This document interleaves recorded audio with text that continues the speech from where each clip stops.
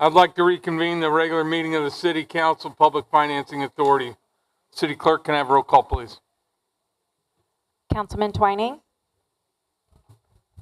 Here. Councilman Kennedy, Here. Mayor Burns, Here. Councilwoman Vandermark, here. Councilman Gruhl, Here. Councilman Williams, Here. and I'd like to announce that pursuant to resolution number 2001-54, Mayor Pro Tem McKeon has requested permission to be absent from this meeting, and pursuant to City Charter Section 310A, City Clerk Lisa Lane Barnes has also requested permission to be absent. If there are no objections, it will be reflected in the minutes.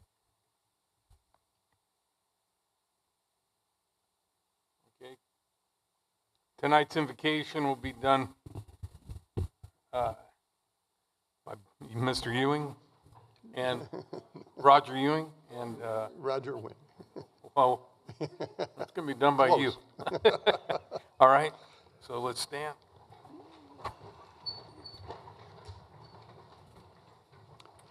Would you please join me in prayer as we ask God's blessing on this evening's City Council meeting? Most graciously, Heavenly Father, we ask for your presence, guiding, and teaching for tonight's meeting. We know that emotions can run high for issues, but we pray for respect and order as people express their views. We ask that you direct the paths of each of our City Council members this evening as they deal with the issues on the agenda tonight. May you impart your wisdom and discernment to each member of our City Council and for all those who will be participating this evening. We pray you would give them guidance and that this evening's meeting would reflect the godly character of the people of our city. May we demonstrate to the people who are watching us across the nation how Huntington Beach works together and respectfully deals with divisive issues. We ask your blessing, Lord, on each of our City Council members, our City Attorney, City Manager, Treasurer, City Clerk, Police and Fire Chiefs, Department Heads, and all of our faithful and committed city employees who work so diligently in support of our city and City Council. And Lord, we ask for your hand on our city as we move into the busy summer season and thousands of tourists come to visit our city. We pray that Huntington Beach will have a safe, enjoyable, and prosperous summer season. Bless our meeting this evening, and may your peace and wisdom guide all that occurs tonight. And we ask this in your wonderful and blessed name, Jesus. Amen. Tonight's Pledge of Allegiance will be led by Chad Williams.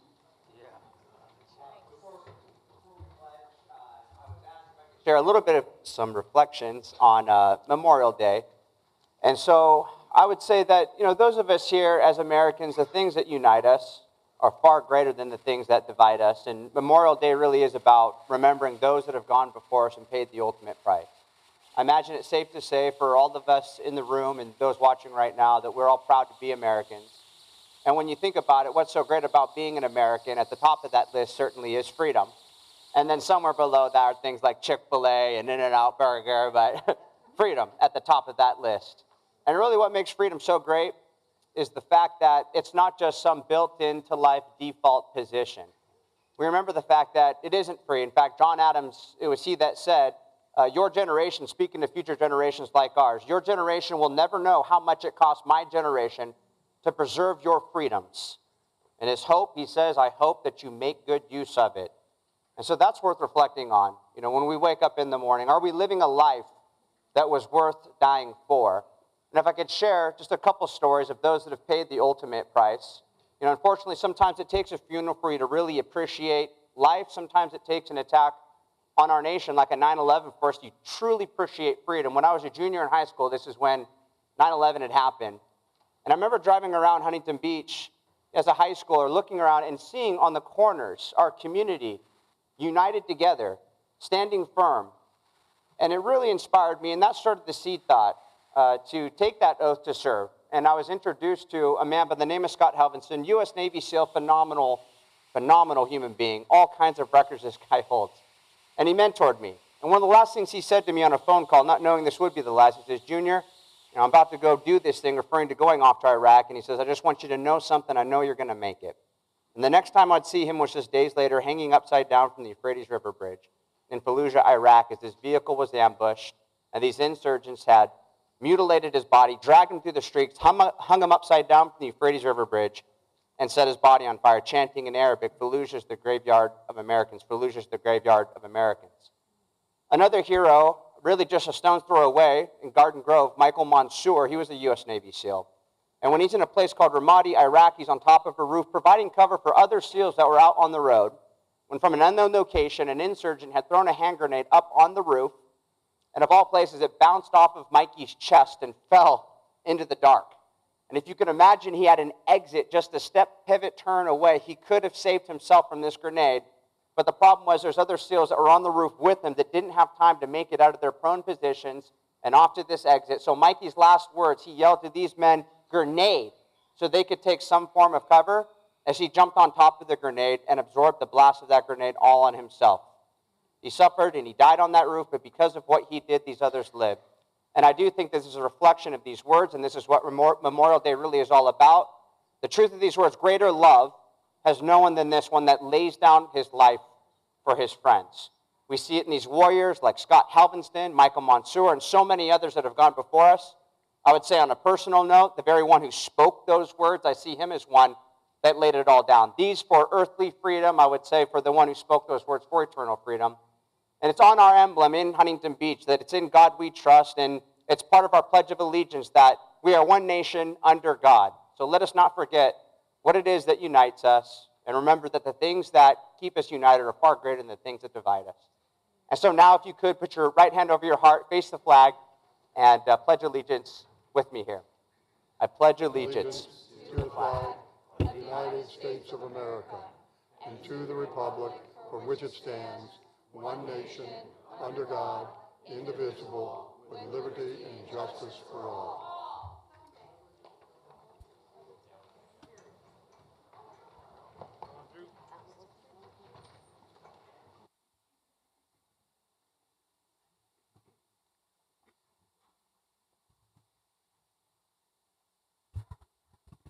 Okay, closed session report by the city attorney, anything? Thanks, Mayor. Nothing tonight. Okay, at this time, we're going to go a little out of order, but we're going to have the Hall of Fame announcement. So the Walk of Fame. I did it anyways, didn't I? I knew I'd do that. Sorry, John. But Walk of Fame, guy's going to do a presentation announcement for us. So I'd appreciate it if you guys would step up.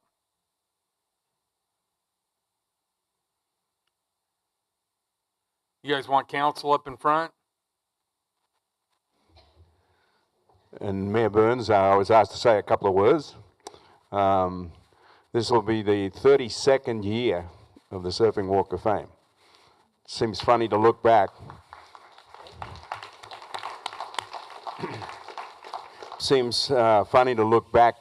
Mike Adams and I were there in the very beginning with our late Don McAllister when it was started. And we wondered, well, is this going to last? And now if you go down to the Huntington Beach Main Street, there's over 200 stones symbolizing the culture, not just of America, but all over the world. And we've just finished the ballot for this year, so you'll be hearing about who's going to get inducted. Great class coming in for the class of 25. So with that said, we got shirts. I know Mayor Burns will wear his. Yeah. All right, you guys want us to step up in front, all right?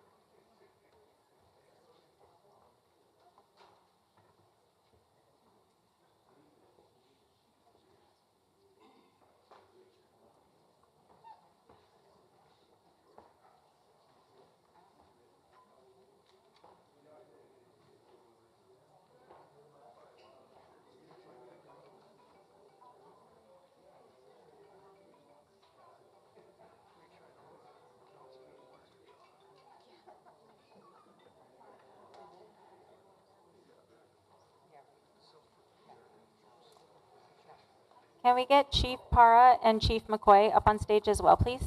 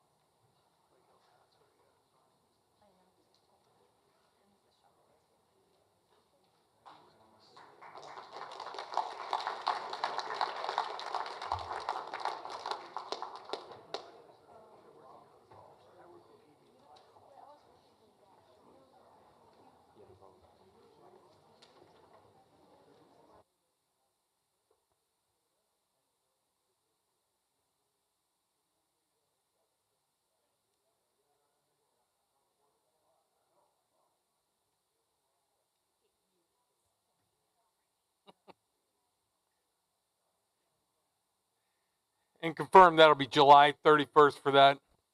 Awesome.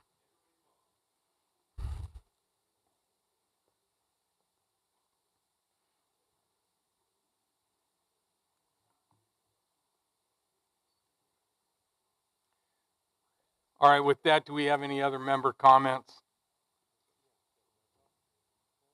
Pardon me? If you want to. All right. Don? Just a short comment. I got the approval to say this. So it's just kind of as a public service announcement. So I was banned from Facebook for just a couple of days over this weekend for, yeah. Well, the reason was just displaying a completely blurred out picture of the genderqueer, completely blurred out. And Facebook said that it was a violation of their child obscenity boundaries. So if you want to clap for that, you can clap for that. With that said, I'll be back on in a couple of days. Anybody else? Any other member comments? Chad?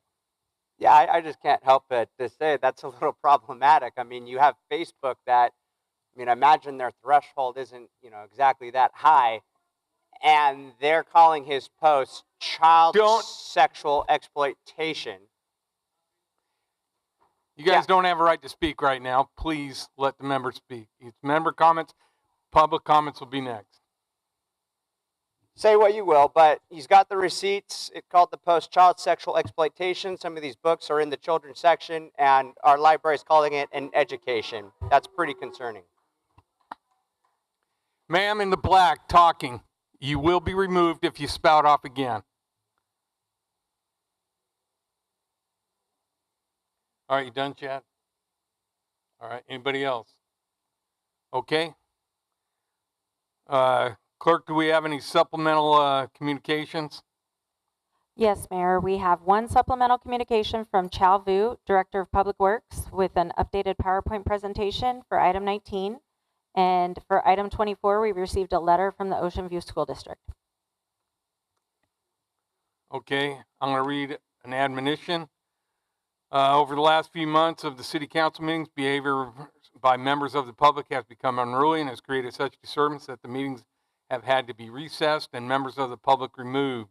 It got so bad at one meeting we had to recess and ask the public to leave. Please remember, these meetings are for the city council to conduct public business that is on the agenda. As I have unfortunately had to continue to do, I am advising the public that disruptive behavior that leads to disturbing or breaking up the meeting will not be tolerated. Please also be aware that the California Penal Code provides that every person who, without authority or lawful law, willfully disturbs or breaks up a meeting may be guilty of a misdemeanor. Yelling from the seating gallery, making crude gestures or use of foul language at the podium from the seating area or within these council chambers is considered disturbing the meeting. If you want to be heard, please come to the podium for public speaking during public comments or fill out a blue request to arrange a meeting with staff or council members or both. When making comments, please address the city council as a whole. If you would like to speak to individual council members, please request a blue card and we will set up a meeting. Yelling or making inappropriate comments regarding items not on the agenda may be considered disruptive.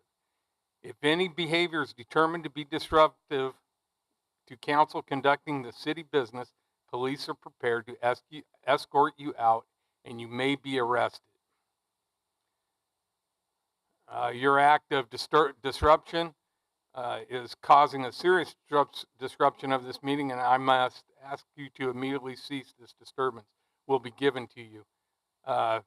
Thank you for your cooperation, and it will be appreciated. And I'm going to have the city attorney give a little Yeah, I guess clarification. to follow up on what the mayor had said, if you're going to address the council in order to maintain decorum, we would ask that you address the council as a whole. You can certainly exercise your right to free speech and say whatever it is, as long as it's not obscenity or otherwise disturbing the meeting. But again, we ask that you address the whole council. What we're kind of trying to do is keep the decorum within order and not to use that thing as a bully pulpit to give 15 minutes, 2 minutes of fame or whatever.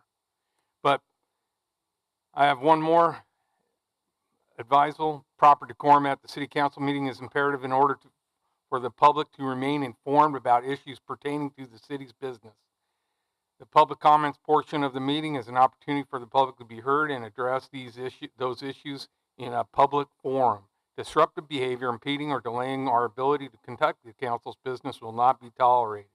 California Penal Code Section 403 prohibits disrupting this meeting, and enforcement action will be taken for violation of this law. At this time, the City Council will receive comments from members of the public regarding any topic, including items on the open session agenda.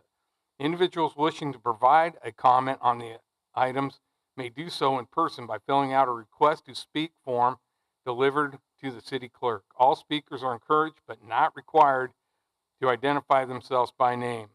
Please note that the Brown Act does not allow discussion or actions on the topics that are not on the agenda. Members of the public who would like to speak directly with the council member on an item not on the agenda may consider scheduling an appointment by contacting the City Council's administrative assistant at 714-536-5553 or emailing the entire City Council at city.council@surfcity-hb.org.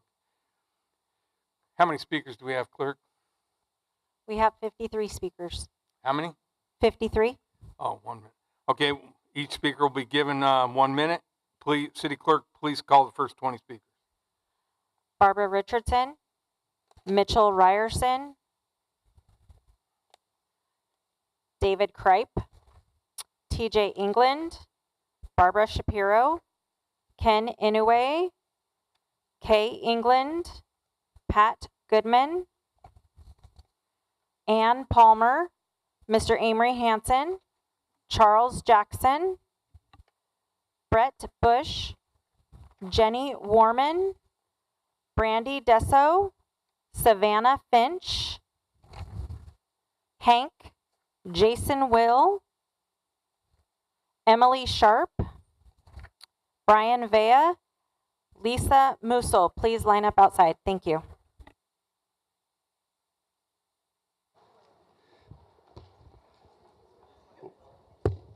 Oops. Good evening. Brett Bush. I've lived in Huntington Beach since 1988. Absolute no on A and B. Safeguards our children and invites a 21-person Huntington Beach Citizen Committee, which would include members of the Friends of the Library, to oversee the approval of questionable books and literature. Additionally, a no vote on Measure B. Huntington Beach remains the elected body that oversees the budget for all city business, including the library. Huntington Beach's recognition as California's best-run city reflects the dedication, leadership, community engagement, and innovative solutions that divide our vibrant community. Council, be very clear where your mandate comes from. First from God, then those that voted you into office. Additionally, be very clear that yes on Measure A and B supporters' attempts to divide you guys. They speak unsound, delusional under the guise of protecting their stated rights and protecting of children, which is neither endangered nor infringed upon. Famous French historian Alex de Tocqueville once said, if America ceases to be good, she will cease to be great. Vote no on measures A and B. God bless America.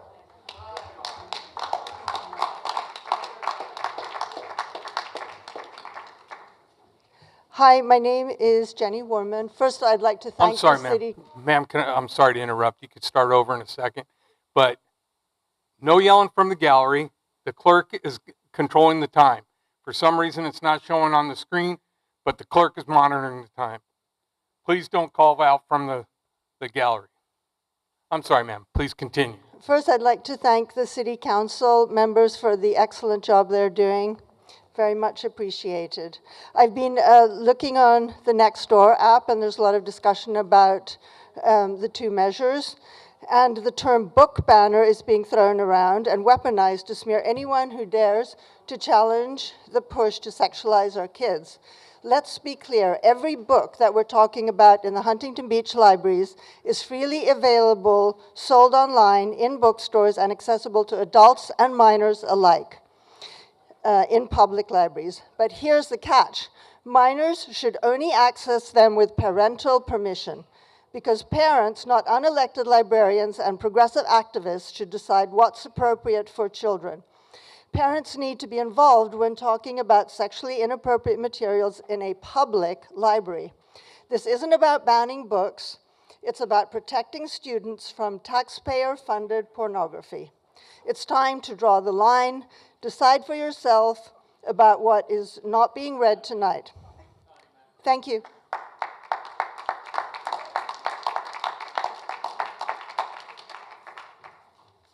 Hello, City Council. My name is Brandy, and I am for no on A and B.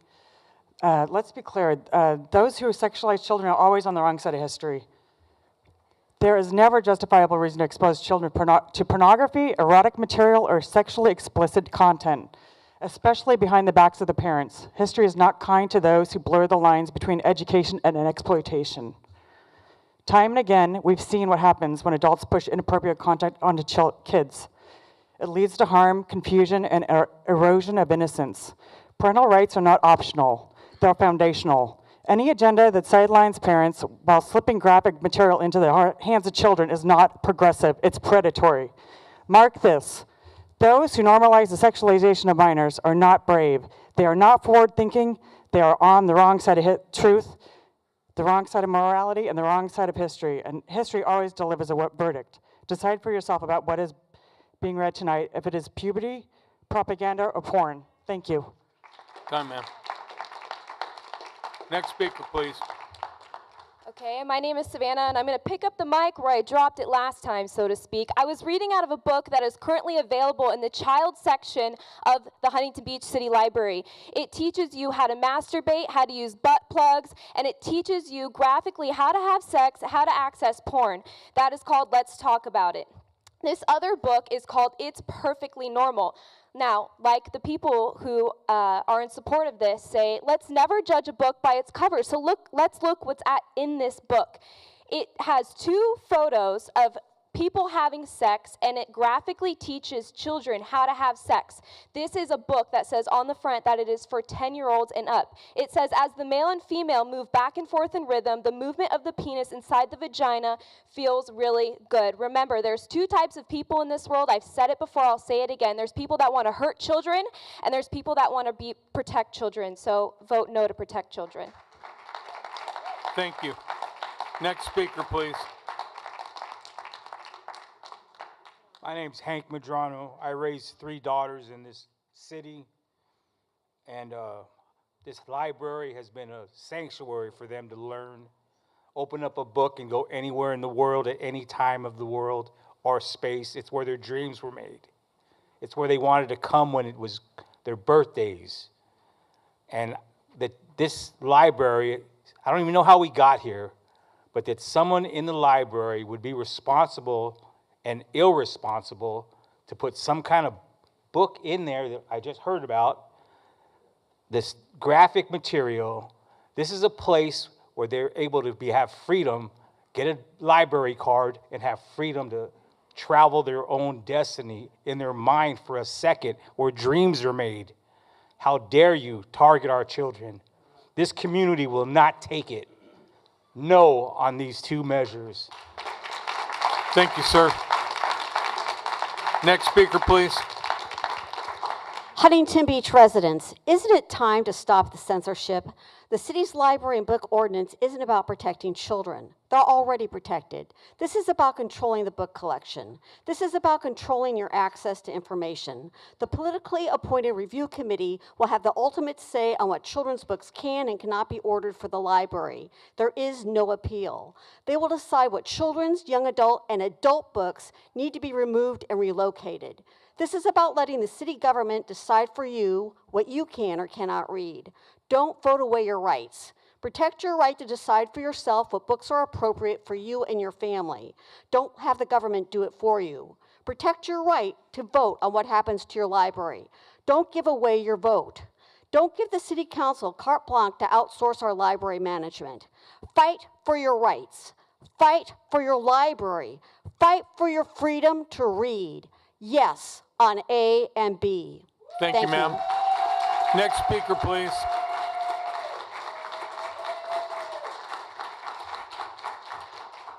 Hi, Mitchell Ryerson, HB resident for 31 years. I have a granddaughter growing up here, and she's watching. Hey, Goldie, Pops loves you. I'm not here to debate the measures. My vote is like a birthday wish. It's private, but the only difference is I do vote with my eyes open. I'm here to talk about those signs. We have a great city. We have great first responders. We have great schools, and we have great teachers. But those signs, they're not great. I've got wonderful neighbors. We're kind to each other.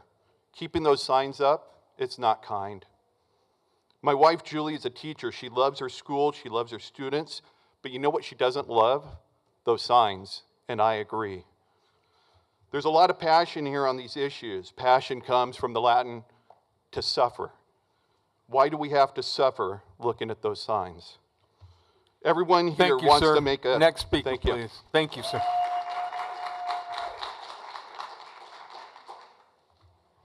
Good evening, Karen England, and I'm more upset about the porn we're exposing our kids to than the word porn on a sign, and I wish others were too. Sexually explicit books in libraries aren't honest guides to puberty. We don't object to those. These aren't about helping kids understand their changing bodies. They're about desensitizing minors to sexual acts, slowly chipping away at their natural boundaries and normalizing sexual adult content. That's plain grooming. Grooming is a deliberate and manipulative process to break down a minor's boundaries and normalize inappropriate sexual behavior. Groomers act like mentors, friends, and cool adults who understand the child better, even better than their parents. By exposing kids to sexual themes early, especially under the guise of education, this makes the shocking content seem normal, funny, and empowering, and lowers resistance, confusion about sexuality. Thank you, ma'am. Thank you. Next speaker, please.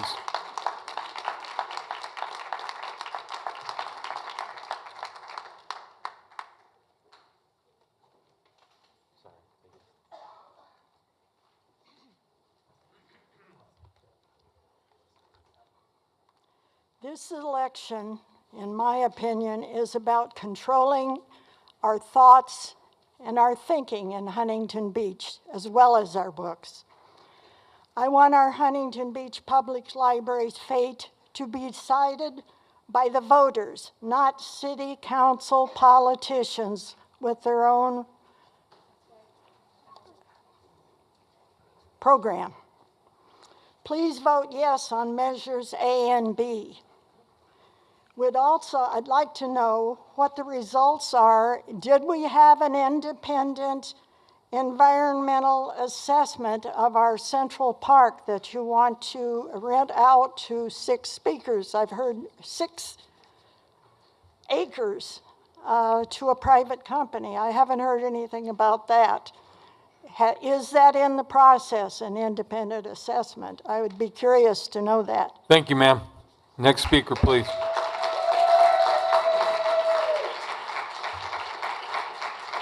Pat. Hi, Pat. Last week, you silenced me at this mic for saying your names, which is a clear violation of the Brown Act and my First Amendment rights. I was about to say that your comment to the Calvary churchgoers about how the Yes on A and B supporters want to create a deviant who attacks our community was so over the top wrong, Pat. Don, you made a fear-mongering Facebook post Ma'am, about please try to drag address queen the council as story one time. unit. Then you made a homophobic narrative post, Don, about books making kids gay, which takes us back to the 1950s. Don, please educate yourself. Books don't make kids gay. Being gay is innate, and your post just spread fear and incite hate. Please be an inspiring leaders who bring our city together to make it better. Focus on the real issues that are a danger to our kids. Let's reject fear, embrace love, tolerance, and unity, which are core American values, and make our city a shining example of instead of a laughing stock and embarrassment. Thank you, ma'am. Next speaker, please.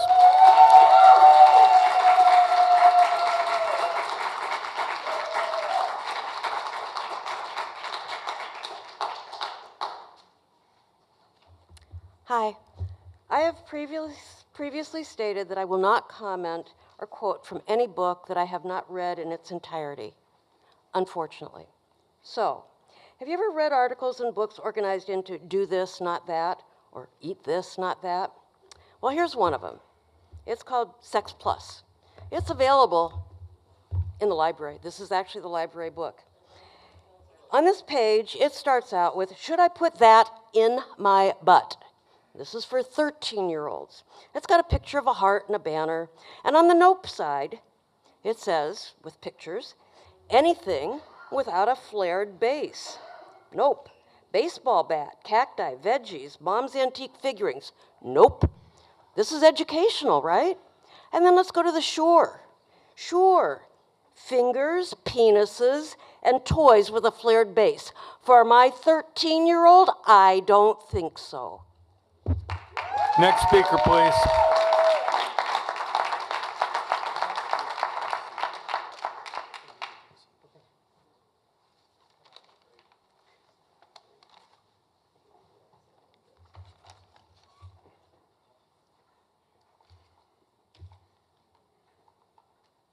When are you starting my time? About 9 seconds ago. A preacher at Calvary has falsely accused librarians of being groomers and pedophiles and told followers they must vote no. But what would Jesus do?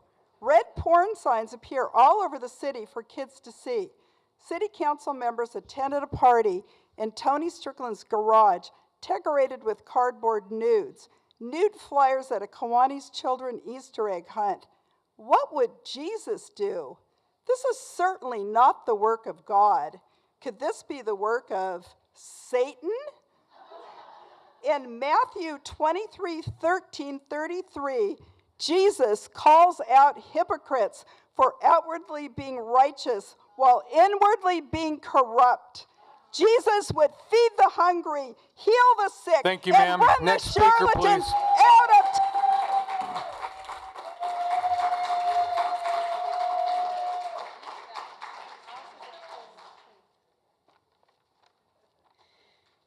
Good evening. My name is Lisa Musel. I'm here to tell the truth. We're told, don't be naive. They already see this stuff on their phones. But that's no excuse. No fund and promote yet another source of dangerous, addictive, and sexualized content, especially when endorsed by public libraries without parents ever knowing. Let's be clear. When trusted authorities, figures like librarians or government institutions make this material available, it sends a powerful message to kids, and it's not only acceptable, but encouraged. That kind of silent endorsement is dangerous. Parents have no right to filter what comes into their home, and they should have the same right in the library. If we put parental controls on smartphones, why not public bookshelves? And here's the kicker. Taxpayers aren't footing the bill for kids' phones or internet access, but they're funding the books in public libraries. And yes, the exposure starts early. Some of the content is creeping in at toddlers through picture books. Thank you, ma'am. Thank you.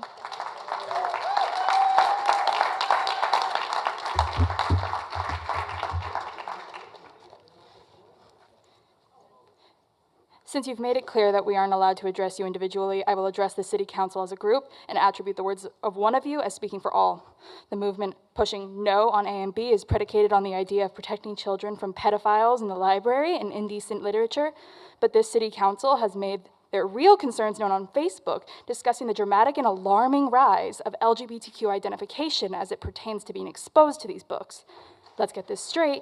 Your problem isn't based on any tangible harm. You guys are just homophobic Christian nationalists who have a hatred for gay people and don't want to see any children being gay. You want to remove queer literature because you view the existence of gay people as deviant and immoral. It's blatant and obvious homophobia. Everyone can see it. Vote yes on A and B, protect the normalization of marginalized identities. Next speaker, please.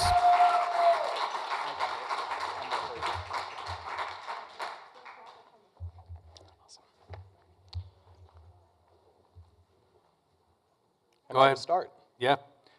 Christians established this country and they established separation of church and state. That prayer at the beginning was not inclusive to Buddhists, Muslims. Our Pledge of Allegiance is for liberty and justice for all. Remember that, council members.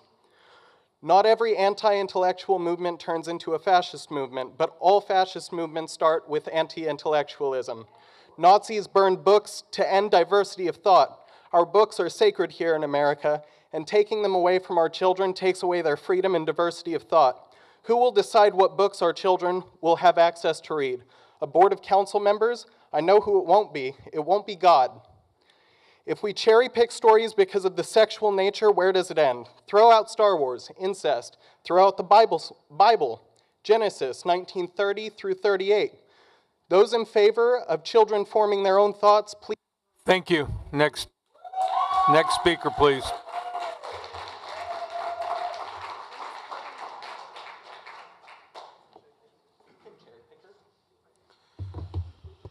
Thank you, Mr. Mayor. My name is Mr. Amory Hanson. I'm speaking tonight in support of item 14, the new coffee truck at 101 Walnut Avenue. I am hopeful the truck will feature pastries as well. The City Council should look into if there are ways we can increase the amount of revenue going toward making Huntington Beach continue to be a great city. I believe this is one way to do so. Once again, I urge a yes vote on item 14. Thank you. Thank you. Next speaker, please.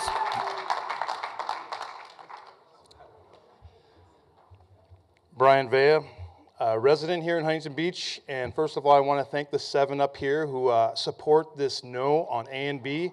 I just want to make sure that it's clear that everybody who's MAGA, vote no. Join me in voting no, because there's a lot of sickos out there. They're administrators in our schools. They wear badges. Who knows where they come from, but they're against what we're doing here. Again, if you're a Trumper, if you're MAGA, if you want to make Huntington Beach great again, join me in voting no. Next speaker, please. Hi, the current book banning ordinance 2.66 is poorly conceived, incoherently written, impossible to implement, and designed to be litigated, not to solve a problem. The first problem is the definition, quote, children's books means any book, literary work, or material, whether in hard copy or electronic, intended for anyone under the age of 18. Basically, it allows any book to be challenged. The ordinance refers to an adult section. There is no adult section in the library. The rest of the collection is accessible to everyone except children under 12 who must be accompanied by an adult. There are special areas dedicated to special topics. There's a section dedicated to fascism, Dewey Decimal 335.6, and another area dedicated to book banning, 363.31. Maybe the goal of the ordinance, remove any book that they don't like, limit access. Next speaker, please. Thank you, sir.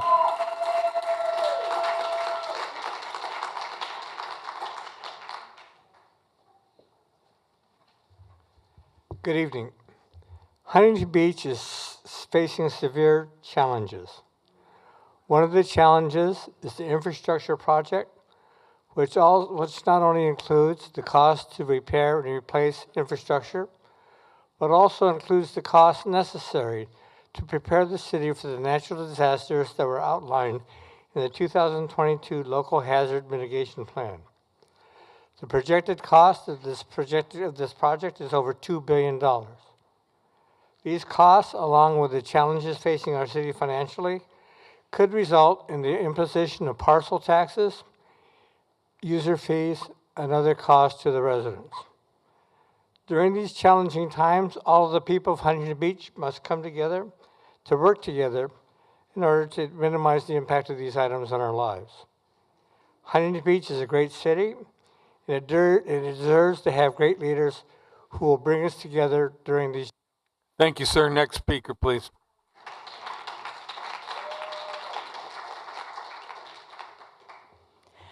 Hi, good evening, Mayor Pat Burns and City Council members. I'm Justine Makoff, and many of you might think I'm here to speak on behalf of Free Reign Foundation and the Huntington Central Park Equestrian Center. I am, but we only have a minute, so there's two amazing events you have to check out our website. The real reason I'm here is because I want to share something more personal and express my deep gratitude for the people who keep us safe in the city. Just a couple weeks ago, a vehicle was stolen right out in front of my driveway, and what was a stressful situation. Really what happened next made me realize how fortunate I am to live in this amazing city. Within 2 hours of reporting the theft, the vehicle was located, and thanks to the fast and coordinated response of the Huntington Beach Police Department and their teamwork and their professionalism, a stressful situation was quite calm. Because of the tracking device in the car, they were able to follow its movements, and within minutes, the helicopter was in the air, and they were able to have the suspect in custody. Sorry, next speaker. Okay, Chief Parra, under your leadership, it's clear that your team is empowered with. All right, thank you. Next speaker.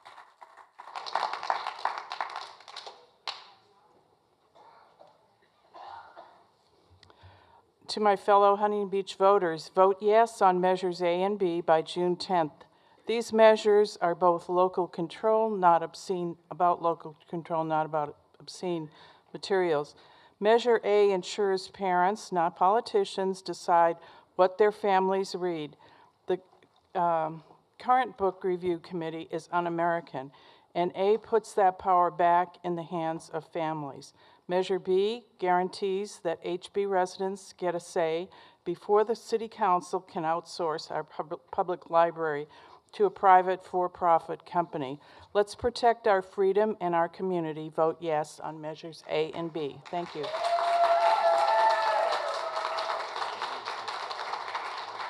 Next speaker, please. All right. I need your help. We need your help to take this religious book called the Talmud to the Supreme Court. You hear me? It's not a joke.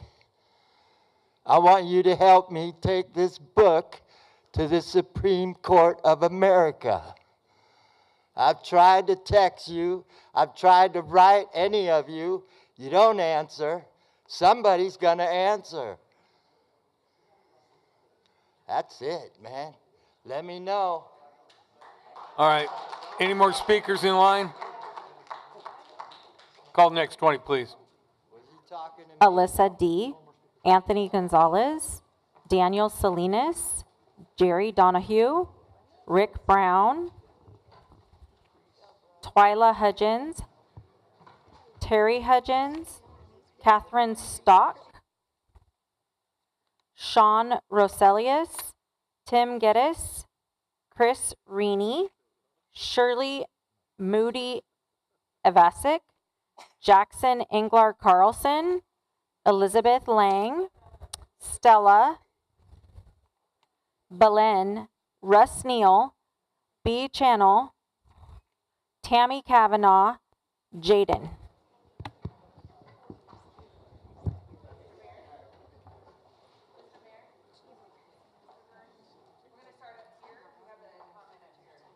All right.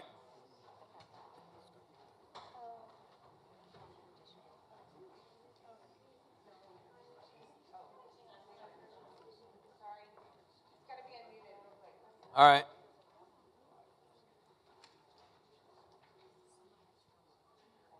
Nope. Just a minute. All right, we can wait. Testing, testing, here There we go. it is. All right, go ahead, ma'am. Thank you. My name is Laura Sire, and I am on fire to tell you to vote yes on A and yes on B. I was a teacher and taught kids to read. What a privilege and honor this was indeed. Let there be light and show what is right. A community in unity, voting yes on A and yes on B. Protect our kids and parents too. We know what's best. We know it's true. Our libraries are safe and filled with great books. No changes are needed. Please leave them be. Instead, join me and vote yes on A and yes on B.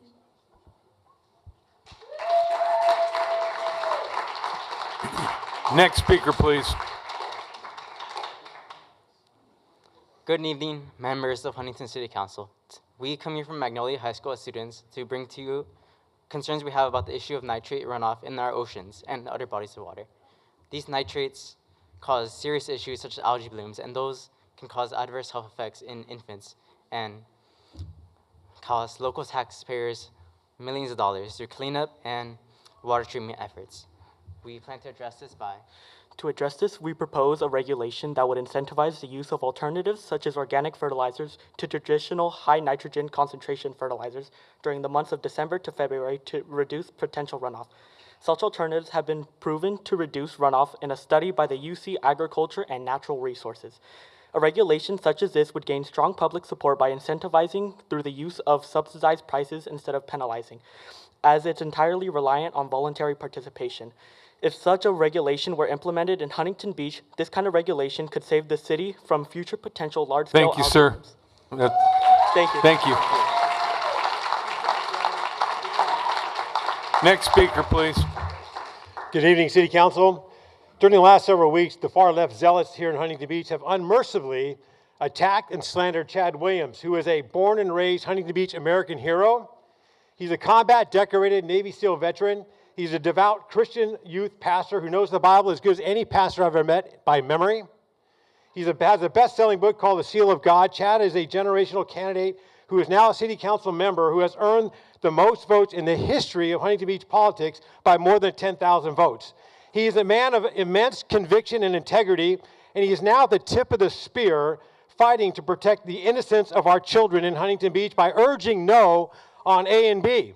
But let's remember who the people are that are attacking Chad Williams. They're the same leftist socialist Democrats who support measures A and B. They want men in women's sports. They want men in women's restrooms. They support gender identity and social transition without parental notification. And remember, vote no on yes and on A and B. Thank you. Next speaker, please. Good evening. Supporters of exposing minors to sexually explicit books often argue that students need to see themselves in books, but here's the reality. Students who have experienced sexual abuse or trauma should not be re-traumatized by stumbling upon graphic content in libraries. These deeply sensitive issues require professional counseling, not surprise exposure through explicit literature tucked between the shelves. Even worse, some of these books push a sexually progressive agenda and are being used without oversight. But unelected, unaccountable librarians tend to affirm a student's confusion. All of this is happening behind parents' backs with zero consent or involvement from the very people who know their children best. This isn't inclusion. It's indoctrination dressed up as empathy. It's time to draw the line. Decide for yourself about what is being read tonight. Is it puberty, propaganda, or porn? City Council, thank you for your stand and vote no on A and B. Thank you. Next speaker, please.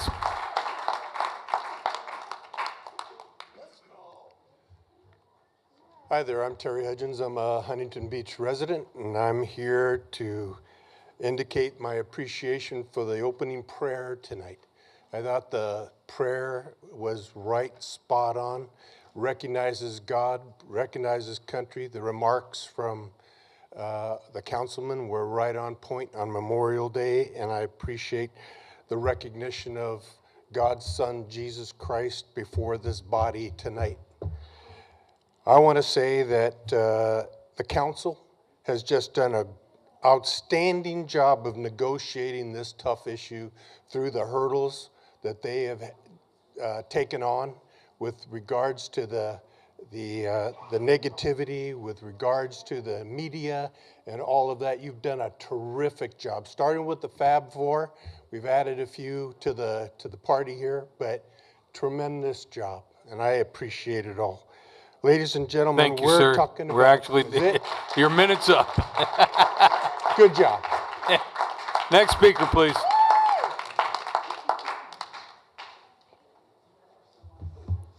We live in a society where they have successfully banned the Bible and biblical concepts from being taught to our children in public schools.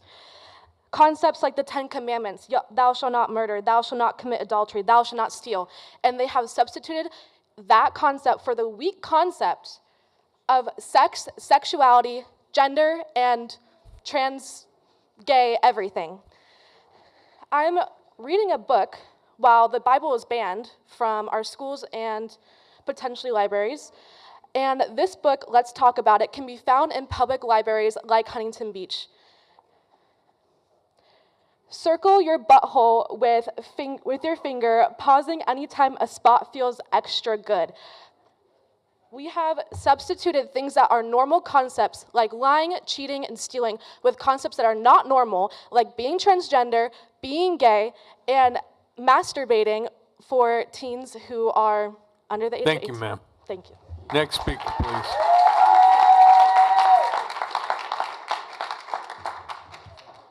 Jerry Donahue. I received my ballot information this week, and I'd like to look at not only the arguments pro and con for each proposition, but the names of the community members supporting each measure. On Measure A, I see 7 community members, including 3 individuals who were elected to boards that oversee education. On the con side, I see the mayor and 2 council members. On Measure B, I see 7 different community members, including 4 who were elected to boards dealing with education.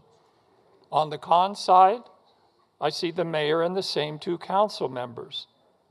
Look at the diversity and life experience and community involvement of these 14 named community members and compare their community service to the 3 council members opposing the propositions. Thank you.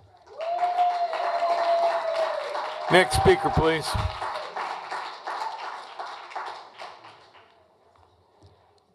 Hello, my name is Catherine Stock, and I'm asking you to vote no on Measure A and B.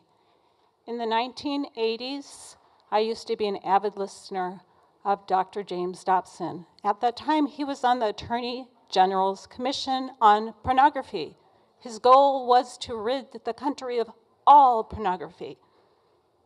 At that time, a few years later, Ted Bundy, who was in prison in Florida on death row, he had one person that he was allowed to come and interview him, and he elected Dr. James Dobson to be the person to come interview him.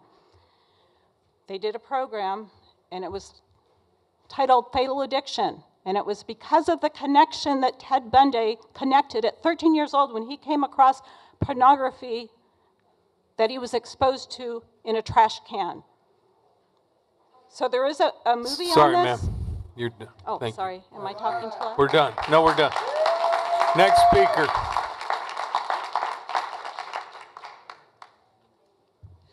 My name is Belan. Thank you, City Council members, and all of you who are listening for all your time. Please protect our children with a no vote on Measure A and B.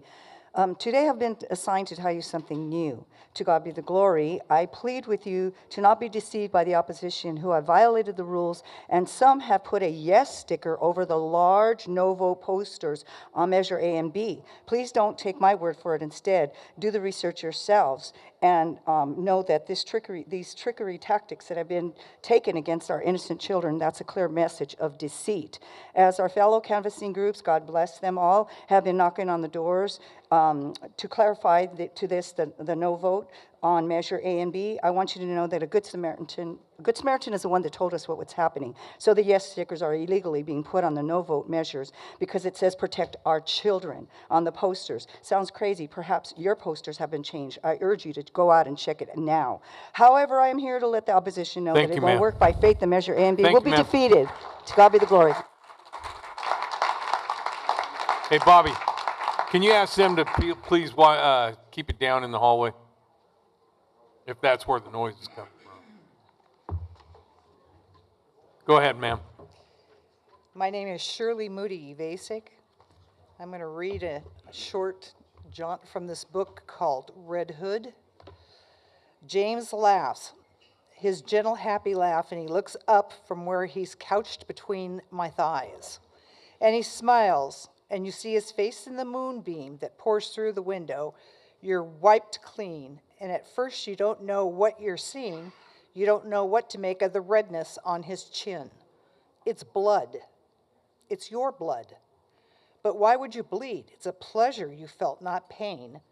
But since the pleasure is gone, and in its place is dread, disgust, and shame, and though James does not know that your blood is on his face, he sees your expression change, and his brow wrinkles, and your mouth purses.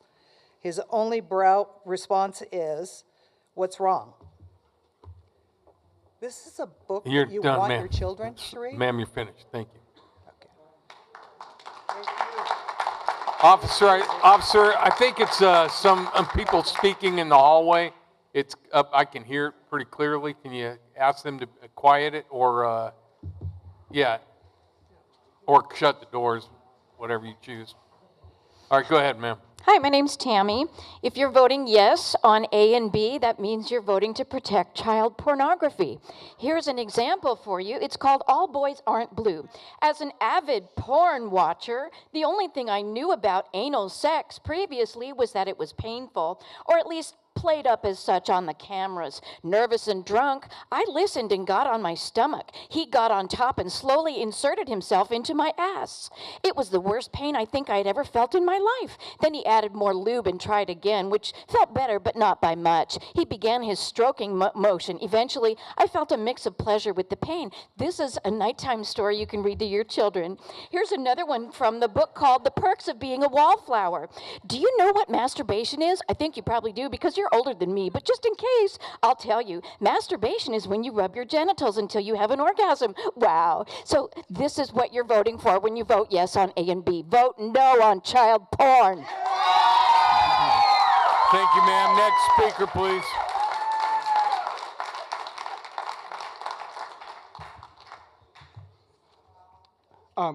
Good evening, Mayor and City Council. Tim Geddes here, facing the slings and arrows of outrageous fortune.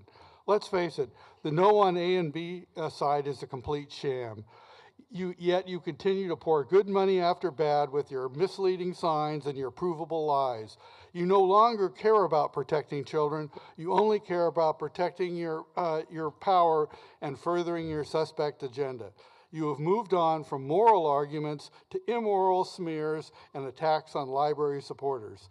Have you no decency? No shame at all. It appears that some of your unelected minions are inviting defamation lawsuits with their hysterical frothing. If you allow malicious attacks to continue, you may be tarred with the same brush. Yes on A and B. Next speaker. Something I've really appreciated about this council is its consistency over the years to wasting our tax dollars. Whether it be on pointless lawsuits to try and cover up your corruption scandals with the air show, pointless lawsuits against the state wasting our tax dollars to go to our city attorney, and now it's running a pointless election that never should have gotten this far. You should have just straight up adopted the resolution once we had the signatures. And now, you could have been using all this time that we're wasting on this pointless thing to maybe, I don't know, fix our roads. But no, you can't even do that. Instead, you're going to go and lose a $5.5 million grant from the county that could have been used to fixing our infrastructure. You guys are incompetent at your jobs, and now we're wasting all this money on a pointless election. So if you guys want to protect our libraries and protect our children, vote yes on passing the measures, both A and B. Thank you. Next speaker, please. Chris Reaney, Huntington Beach native. First off, Facebook community standards are capricious. They are not Huntington Beach. At one time, you could get bumped off of Facebook for using the phrase white trash. Likewise, the book, Let's Talk About It, is not in children's. It never was in children's, and it is currently in the general catalog. 2 weeks ago, Karen England, an out-of-state activist, brought her own collection of teen and romance novels, implied they came from here, and organized anonymous speakers to read the spicy parts in front of high school students. That's desensitization. That's what groomers do. How can you call librarians groomers and pedophiles when people printed the word porn on signs throughout the city and had a, quote, porn viewing party in Senator Strickland's garage? Council, the pep rallies aren't working. You're losing lawsuits, your audit's costing us money, and you're spending money on a special election to make people look happy. If you don't want to serve the whole public, step down. 21 random adults should not over... Thank you, sir. Next speaker, please.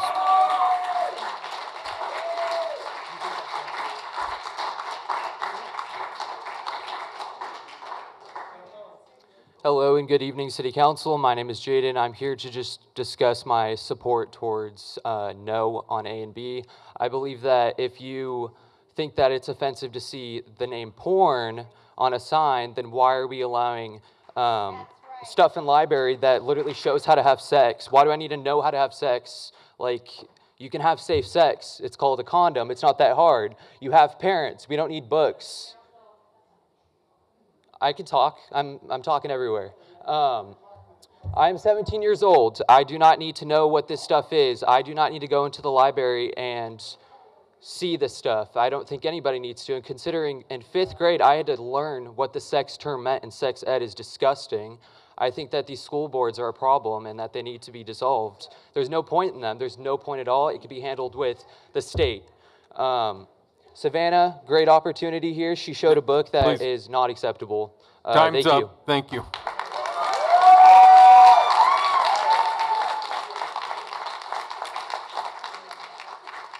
How could our city government be so incompetent to make such a costly error on the required audit for the use of the state Measure A funds? We know that these funds are designated for transportation improvements, and Huntington Beach has been using this money to pave streets, to refurbish bridges, and install curb ramps. However, over the next 5 years, this millions of dollars will not be available to our city. Maybe if we weren't so focused on culture wars and had our staff busy focusing on lawsuits and investigations of citizens groups, we could have some real good governance here in Huntington Beach. It's time to stop all this chaos in our city government. And if you want to send a message to our city council that you would like some good governance, then please vote yes on measures A and B. Next speaker, please.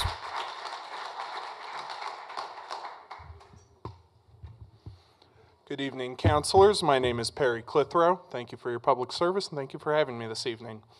I wanted to talk tonight about the budget review item, and specifically I wanted to know why the supplemental information wasn't made available this year. The last few years when I've followed as I've been following the budget, there's been a PowerPoint and a report made available to the public in advance of the meeting for us to review.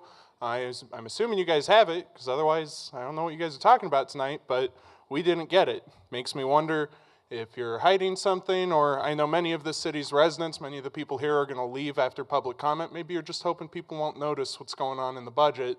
But I know we're projected to lose $8 million. We'll see what the update is tonight. I'm excited to find out. As Kathy pointed out, you guys haven't exactly been great stewards. You seem to be distracted Additionally, please vote to the residents of the city, please vote yes on A and B. We need our city council to focus on their other responsibility, public finance. Thank you so much. Next speaker, please. I'm an HB native and a mother to 2 beautiful boys, and it's clear everyone's confused about measures A and B. B is about the privatization only. It's not about which books are in our library. So please, when you're considering it, please read the pamphlets that have been mailed to you. Don't fall for this. You guys are all smart, I know it. So please, pick it up, read for yourself. I was gonna be fooled too until I read it for myself. Measures B is what I'm voting yes on, and I hope you do too. Next speaker, please. Russell Neal, Huntington Beach. What gives human life dignity is the fact that unlike animals, we are made in the image of God. Genesis says that God created man in his own image. In the image of God created he him, male and female created he them. This is what gives man-woman marriage holy matrimony, a sacred union we dare not violate, and this is why 1 Corinthians tells us to flee sexual immorality even more than other sins. God's holy institution of man-woman marriage ought to be honored both in practice and in law. Thank you.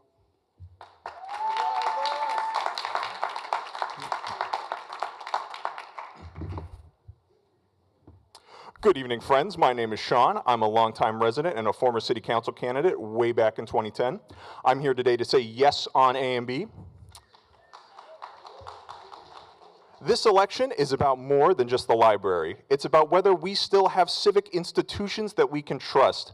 And when that credibility is lost, the costs aren't just moral, they're financial. It was a shame to read that Huntington Beach is the second city in the county to lose eligibility for the Measure M2 funding. The loss of the budgeted $5.5 million in infrastructure improvements highlights the council's recklessness in wasting an additional $1 million in this special election. If anyone wants to come canvass for the library, come find me or any of the Yes on A and B folks. Thank you so much.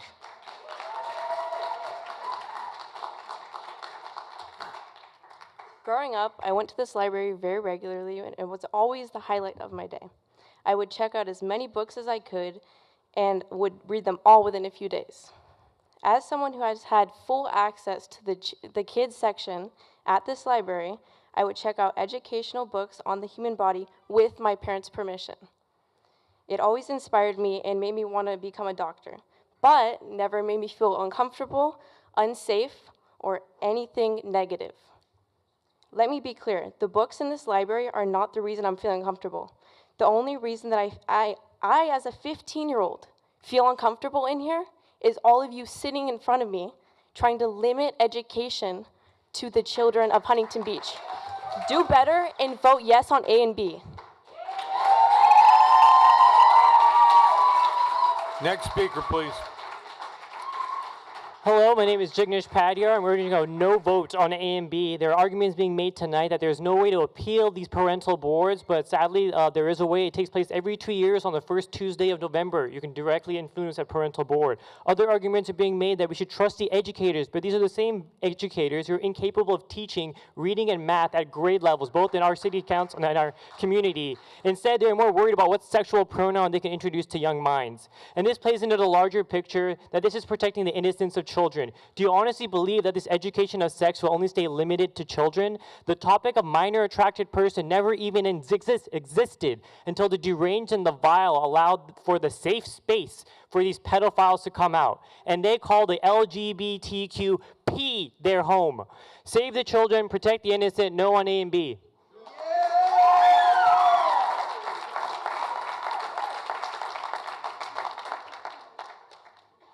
Welcome to story time. Please vote yes on A and B and save this town from misery. I am Chad the bad. Listen up, if you've not heard, porn's my favorite word. I hang my porn signs here and there. I hang them everywhere. I made 1,000 signs, I'd say. I hang up porn signs night and day.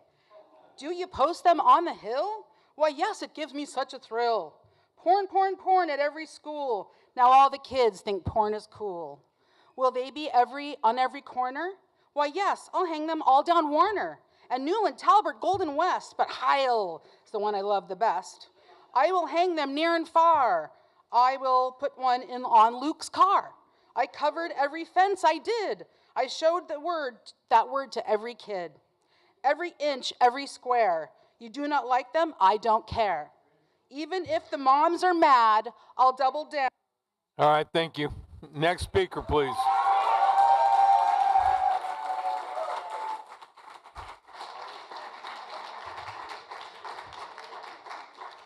Gina Clayton Tarvin, longtime trustee of the Ocean View School District Board.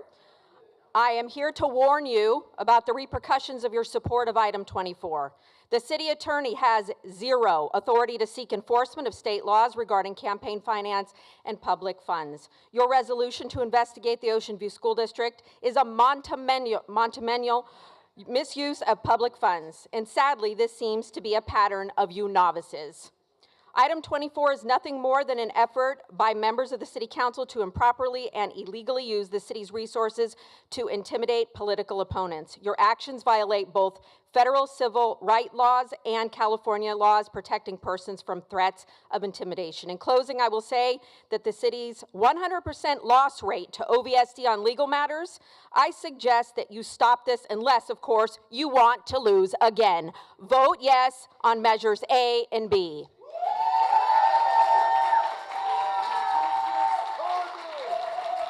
Next speaker, please.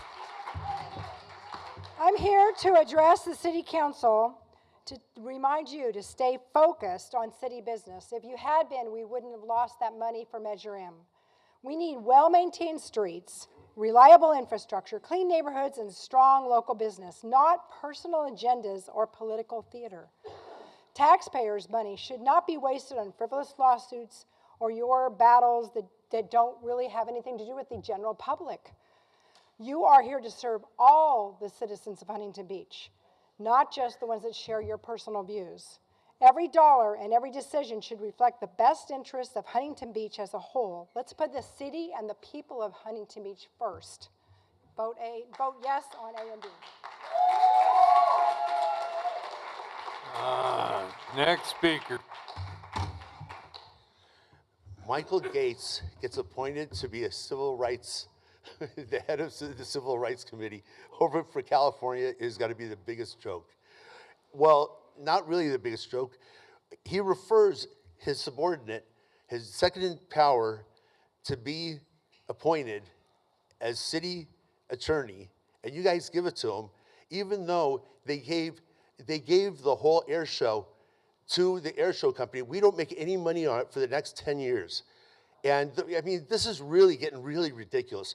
Why did you guys do that? Because do you really think that Michael Gates is going to suggest for you guys to hire the city attorney, the second in command, that knew the whole scam that they gave? We have to pay. We're the ones who have to pay for the air show. We have to pay for the officers overtime. We have to pay for the. All right, thank you. Next speaker, please. That was a minute. Roger Moore.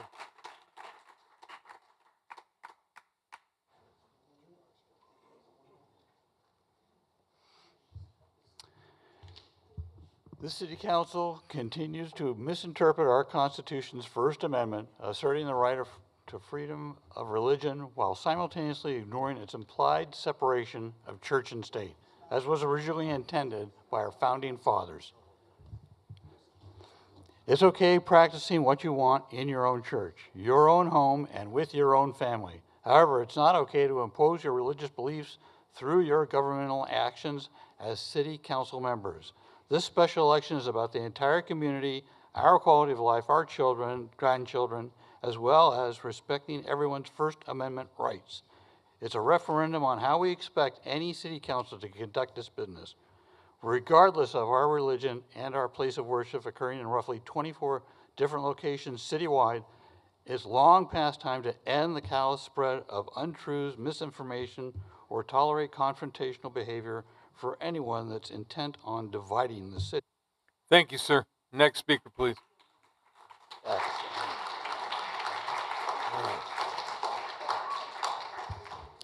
Bethany Webb, longtime Huntington Beach resident, anti-fascist, which reminds me of Memorial Day where we had actual heroes, Chad, fighting against the very thing you're trying to do here, which is fascism. I encourage a yes on A and B, but I want to talk about Measure M. You guys fought fiscally. Griselda is going to run for assembly, and in her statement, she said her fiscal conservatism. We had a $15 million surplus when the four fascists took over. We now have an $8 million deficit and counting. We lost the Olympics. We're losing $5 million a year, and you guys have divided our city. I think a recall's in order. Yes on A and B.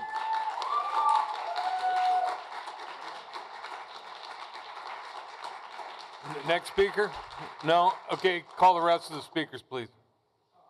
Patty Pappas, Brianna Lee, Jennifer Thomas, Bryce Kraus, Brian Thenis, E.S. Denora Ivakaria, Justine McCoff, and Natalie Mosier. Good evening, council members. Brian Thenis here. I was looking at the State of California Department of Social Services website, and I found that parents have the right and authority to make important decisions concerning the critical aspects of their children's life, including education, religion, so on and so forth. Parents have the right to protect their children from material they believe is too advanced for young children to see, for their young developing minds. The library wants you to vote yes so they can put these books back in the children's section. How is that protecting the parents' rights to control their children's education? That one right can't infringe upon another. Some parents complained about the word porn on some signs.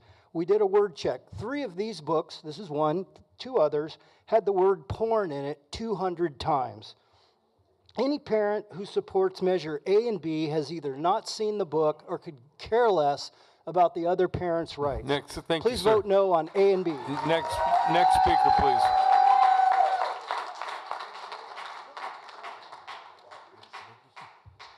Hi, my name is Bryce Kraus from Newport Beach, California, here to lend support to my Huntington Beach brothers and sisters. I stand in opposition to ballot measure A and B. The filth contained in these books does not belong within arm's reach of our children that we shepherd. As a father of 3, vote no on measure A and B. Thank you. Thank you, sir. Next speaker, please.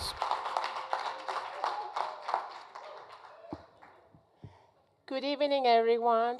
My name is Dinora Echavarria, and I'm native from Cuba, brought to this country by federal. Protected under federal, they brought us as refugees in 1969. And I'm hoping this great city that I love, Huntington Beach, do not let me down. I have my eyes on one of those properties being built not too far from Huntington Beach Police. And I'm suggesting to make a meeting with the city manager or council as soon as possible, because I gave my friends, Officer Bobby, a request February the 18th. For a request to meet with the city manager, and somebody let me down. And this is another country that we grew up as a kid, and federal is who's changing this country so they could restore integrity, as I recall growing up as a kid. And you guys all are government. Please don't let me down. Thank you. Gracias. Next speaker, please. Hi, my name is Brianna. I'm speaking in opposition of agenda item number 24. This council has asserted that OVSD has violated the Political Reform Act and Education Code to support its own political agenda by expressing support for measures A and B. It neglects to mention that the California Supreme Court has already established a precedent that these resolutions are protected forms of speech, and I strongly oppose this council's blatant willingness to politicize the operations of other independent agencies in an attempt to silence speech they disagree with. Free speech should remain free speech even when it disagrees with your political views. And again, I want to emphasize why we must vote yes on measures A and B. I was raised Catholic. I grew up believing that a lot of these topics were taboo. But regardless of your religion, who your parents are, and what books you remove, gay people, trans people, and all of these topics will still exist. I'm genuinely sorry that so many of you were raised to hate other people for who they love, but we are not going away. And vote yes on measures A and B to protect free speech and education.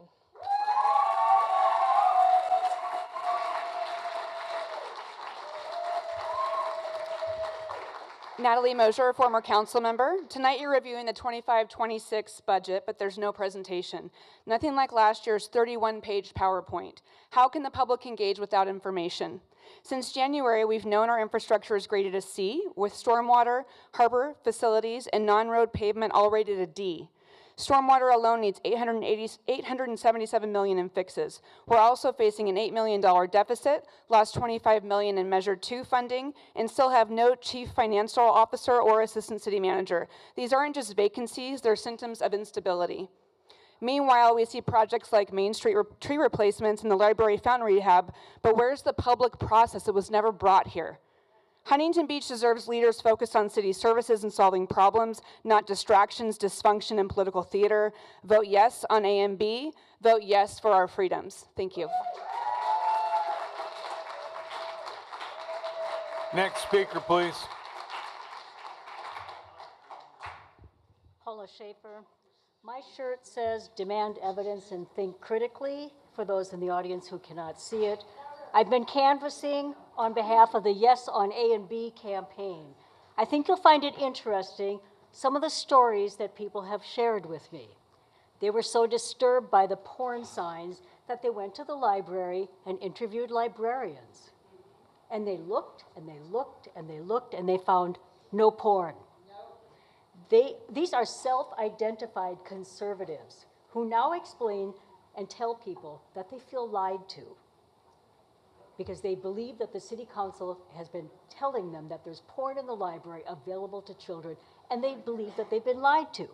They also tell me that they want the city to be run efficiently, and they believe that the public library is a public service and something that a city should provide, like fire service. Thank you, ma'am. Next speaker, please.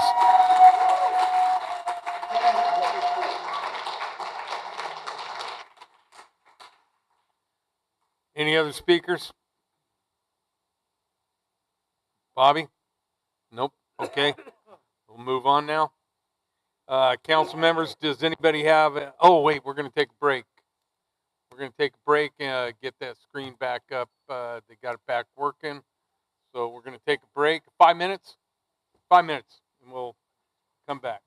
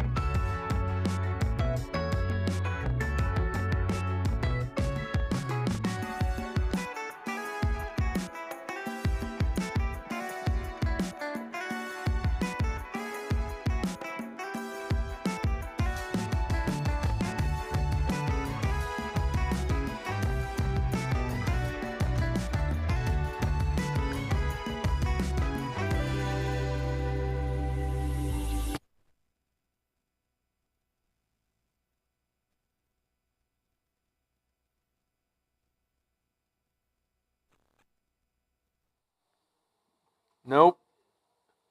Openness and negotiation disclosures. Does anyone have anything to disclose?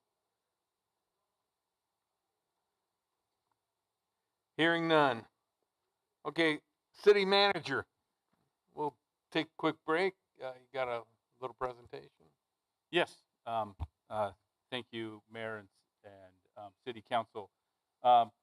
We have one of our team moving on to some better opportunities. I'd like to call Jennifer Carey up here.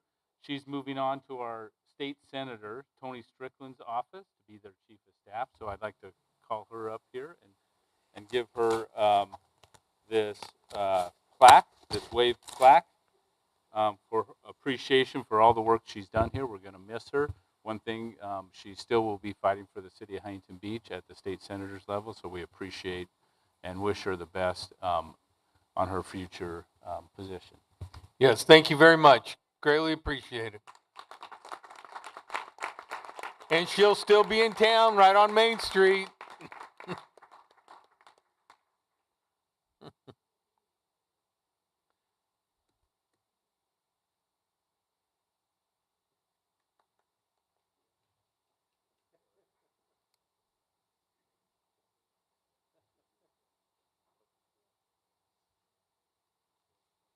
Okay, city manager, move on. Yes, thank you, Mayor, City Council.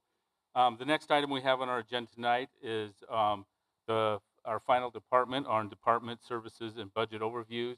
John Danka, our Chief Information Officer, will provide, who's the department head of our Informational Services Department, will provide the presentation. Thank you, John. Thank you. I'm John Danka, and I think I picked the wrong night to present.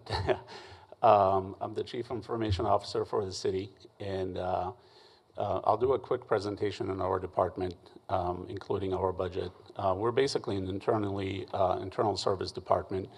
Our customers are the rest of the employees of the city, and as such, we don't have direct revenues to the department. So we are. Our budget is roughly $8.5 million, 8.45. I think I can't see it from here. It's 2.8% of the general budget of the city. This is for this current year. And out of that, our expenses are split between, and I can't see it from here, I'm sorry. We have around $4 million in personnel cost and roughly another $4 million, 3.8 or 3.9 in recurring expenses. The one thing to keep in mind for our department is the Information Services Department pays the bill for all the technology services for the city. So from hardware to licensing to software, we pick up the tab for everybody. There are a couple of minor systems we do not pay for, but the technology budget comes out of our, from our department. Some of the large spends we have, I think the top one is the Microsoft EA agreement. That includes the licensing for all of our servers, PCs, emails, the Office suite of software. Telecommunication is a big bill for us. We have hundreds of telephone lines, KDTs, laptops, iPads for inspectors, for our public safety. All the terminals and the police cars have cellular devices on them. We also pay the bill for the ERP system, our JD Edwards, our ELM software, Excella, which is a big spend, and so forth. The department is split into 3 functional divisions. We have the infrastructure division, the business systems, and the customer engagement division. And functionally, and then we have two folks that deal with our finance, HR, and project. We're heavy in finance because of all the purchasing we do. We're also heavy in projects. We manage roughly at any time, we manage between 40 to 70 projects concurrently. So our infrastructure division is the foundation, the basic layer foundation of technology. Those are the folks that run servers, networking between the 30+ different sites we have in the city. We run Wi-Fi, we run our perimeter defense, our firewalls, and what protects the cybersecurity of the city on the perimeter. And they're also in charge of backups, restoring. If you ever lose a file, that's how we do it. Some of the other things, we have license plate readers throughout the city that we manage, a very complex camera system that we manage for public safety that is also managed by that division.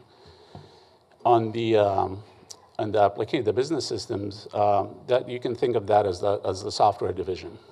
We manage the large enterprise systems like Excella, JD Edwards, our ELM software, and so forth. In addition, we manage a very complex GIS system. We're the source of authority for the city of Huntington Beach. So if you plug in on Google Maps or any of the mapping software, you plug in your address that you want to go to, that address comes from us, the routing comes from us. We upload those maps periodically, I think a few times a year, to the major mapping services out there. So it's one of the most robust systems we have in the city that's managed. In the customer engagement division, that's our first line of support. When you call IS for anything, it comes to that group. From there, it gets routed to the appropriate person or the division to manage whatever is going on. They're the ones that manage all of the iPads you're seeing, your laptops, iPads. We manage hundreds of public safety devices that are on all the fire engines and all the police cars. That's a division that manages those appliances. And then we have shared responsibilities at the bottom, and sorry, I'm doing this from heart. Cybersecurity is shared amongst the whole team, so everybody is in charge of cybersecurity, which is a big spend and big time for us as well. There are some numbers out there. I'm going to say them by heart because I know them. We manage roughly 500 servers. We have 3 petabytes worth of data that we manage. That's a substantial amount of enterprise data that's stored on our systems. We manage 3 data centers.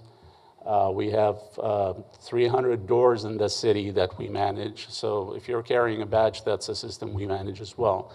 So you can imagine 300 doors, 1,500 employees trying to figure out the matrix of who has access to which door at what time. That's a very complex task. We have Wi-Fi equipment in there and all the hardware. There are some numbers out there for the number of tickets we get, how many emails. It's a large number. What's important is in that ticket number, that number has gone down every year for the last 4 years. And that's not because we have less problems, but because we're more proactively solving problems. As we find out something is problematic, we attack it ahead of time, and we solve that problem before it becomes repetitive. So that number, my goal is to reduce that number substantially every year.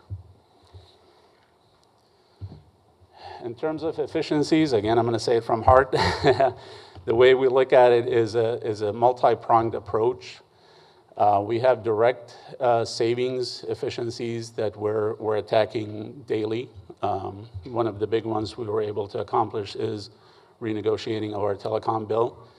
And on most of the lines, we saved somewhere between 12% to 62% on some lines. And that's one of the biggest bills we have, and we were able to save substantially on that.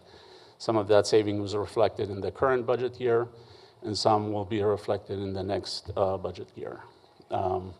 We're constantly reviewing allocation of software and hardware to determine that every person has the appropriate level of software and the appropriate device, and not have more. The other efficiencies, we're continuously monitoring processes to improve processes. One of the biggest issue we have is tracking onboarding and offboarding. We're a seasonal city. We onboard and offboard hundreds of people every year. And so tracking all the licensing for those people and the hardware allocated for them. We have a much tighter control now over how we are allocating licensing and hardware. And the third prong is really enabling efficiencies for other departments. We're the bloodline for the rest of the departments. If we do our jobs better, everybody else will run more efficiently. And I put a couple of examples in there. One of the examples was one of our officers bring in what we call KDTs, which is their laptops that's in the car. It used to take us days to troubleshoot a laptop and fix it and turn it around. Through building some efficient processes, we reduced that to basically 2 hours. We can turn around a KDT, fix KDT, and turn it around in 2 hours. So we attack efficiency from all different aspects, and we're continuously trying to find ways to be more cost effective and provide better service for the rest of the departments. And I believe that's it. I'm open for any questions you may have. Does anybody have any questions? Good. All right, thank you so much. Thank you.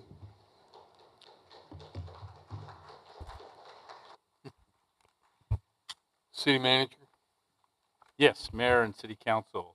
So our next item is the proposed city budget for 25-26. And before I introduce our interim chief financial officer, I'd like to really thank all of the finance staff, especially Janice Eccles and Michelle Jordan, who have put so much work into this. They've been working on weekends to make sure that they have this budget put together, but as well as every other department working over the past several months, looking at their budget, looking for efficiencies. As you see in the presentations, every department is looking for opportunities to reduce costs, find efficiencies, so that we can work within our budget. And with that, I will turn it over to Robert Torres to provide the presentation.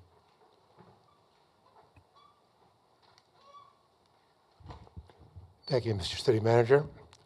Mayor and City Council and members of the public, I'm here to give you a quick overview of the proposed fiscal year 25-26 budget. This is the budget that begins on July 1, 2025, and it ends on June 30th, 2026.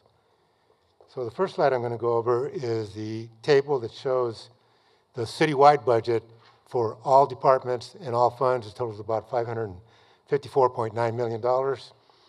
You can see that the general fund is about $298.9 million of that. And I'm going to move along quickly. If you have any questions, we'll be happy to answer them at the end of our presentation. Because the general fund is the fund that provides for traditional city services such as public works, parks, libraries, recreation activities, all the activities and services that the public welcomes and counts on. We're going to focus on the general fund. As mentioned earlier, the general fund, staff has predicted a $8.8 million deficit for next year, and we're going to talk about how we plan to plug that gap for next fiscal year. So this pie chart,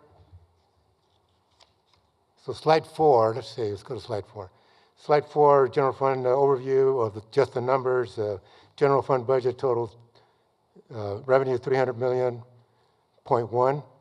and offsets expenditures totaling $298.9 million. That's going to leave a small surplus of $1.1 million that can be used during the year for unexpected budget-related items. The next slide is a pie showing general fund revenues. And just want to point out that just like any city in California, the property tax continues to be our largest source of revenue. I'd like to point out that just like every city in California, we get a fraction of every dollar that our property owners pay to the state of California. So in Huntington Beach, for every dollar that's paid to the state of California in property taxes, we get back about 15 cents. The rest of it goes to the state of California. A lot of it funds schools throughout the state of California. Our second largest source of revenue is the sales tax. It's, as you know, the sales tax rate in Huntington Beach is 7.75%. That's pretty low compared to some of our neighboring cities. Of that 7.75%, again, only a fraction comes back to the city of Huntington Beach. 1 percentage point comes back to the city of Huntington Beach. That 1 percentage point generates about $49 million per year. Sir, what is the lowest sales tax in the state? The lowest? Yeah, do you know?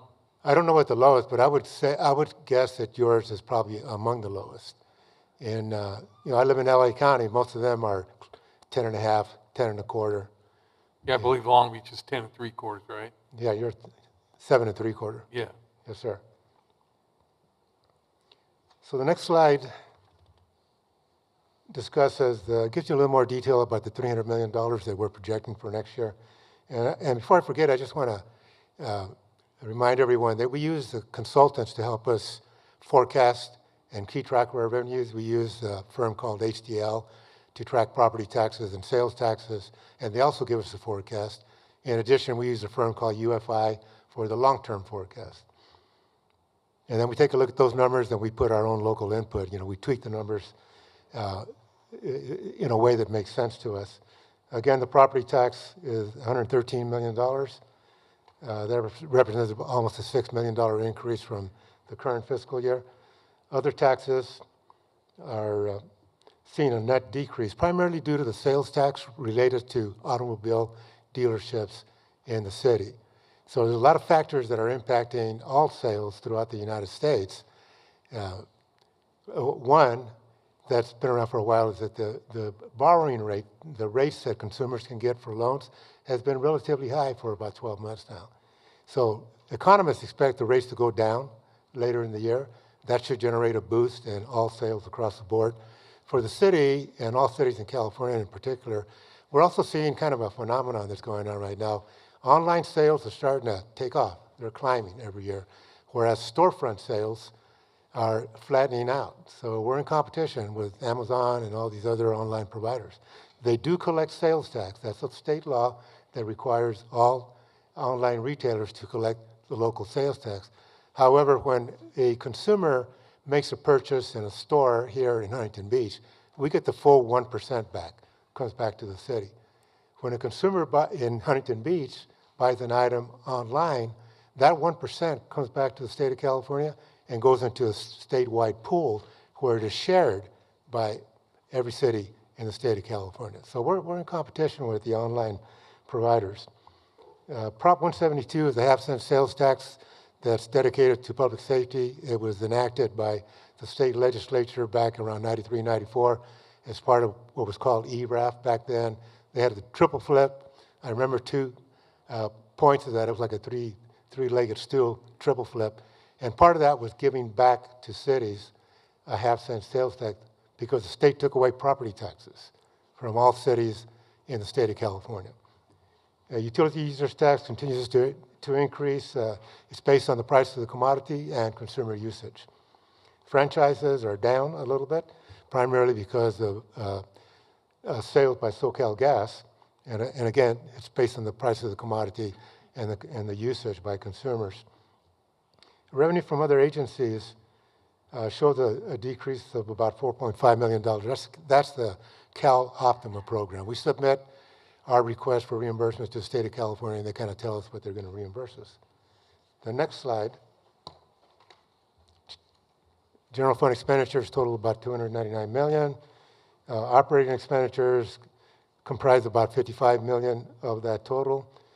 There's some items here, bullet points, water purchases, contracts for repair and maintenance, professional services contracts. Most professional services contracts for small equipment, materials, supplies have a built-in CPI inflator. So if the CPI is 3%, then and we're in a 3-year contract, the cost for those goods and services are going to go up about 3%.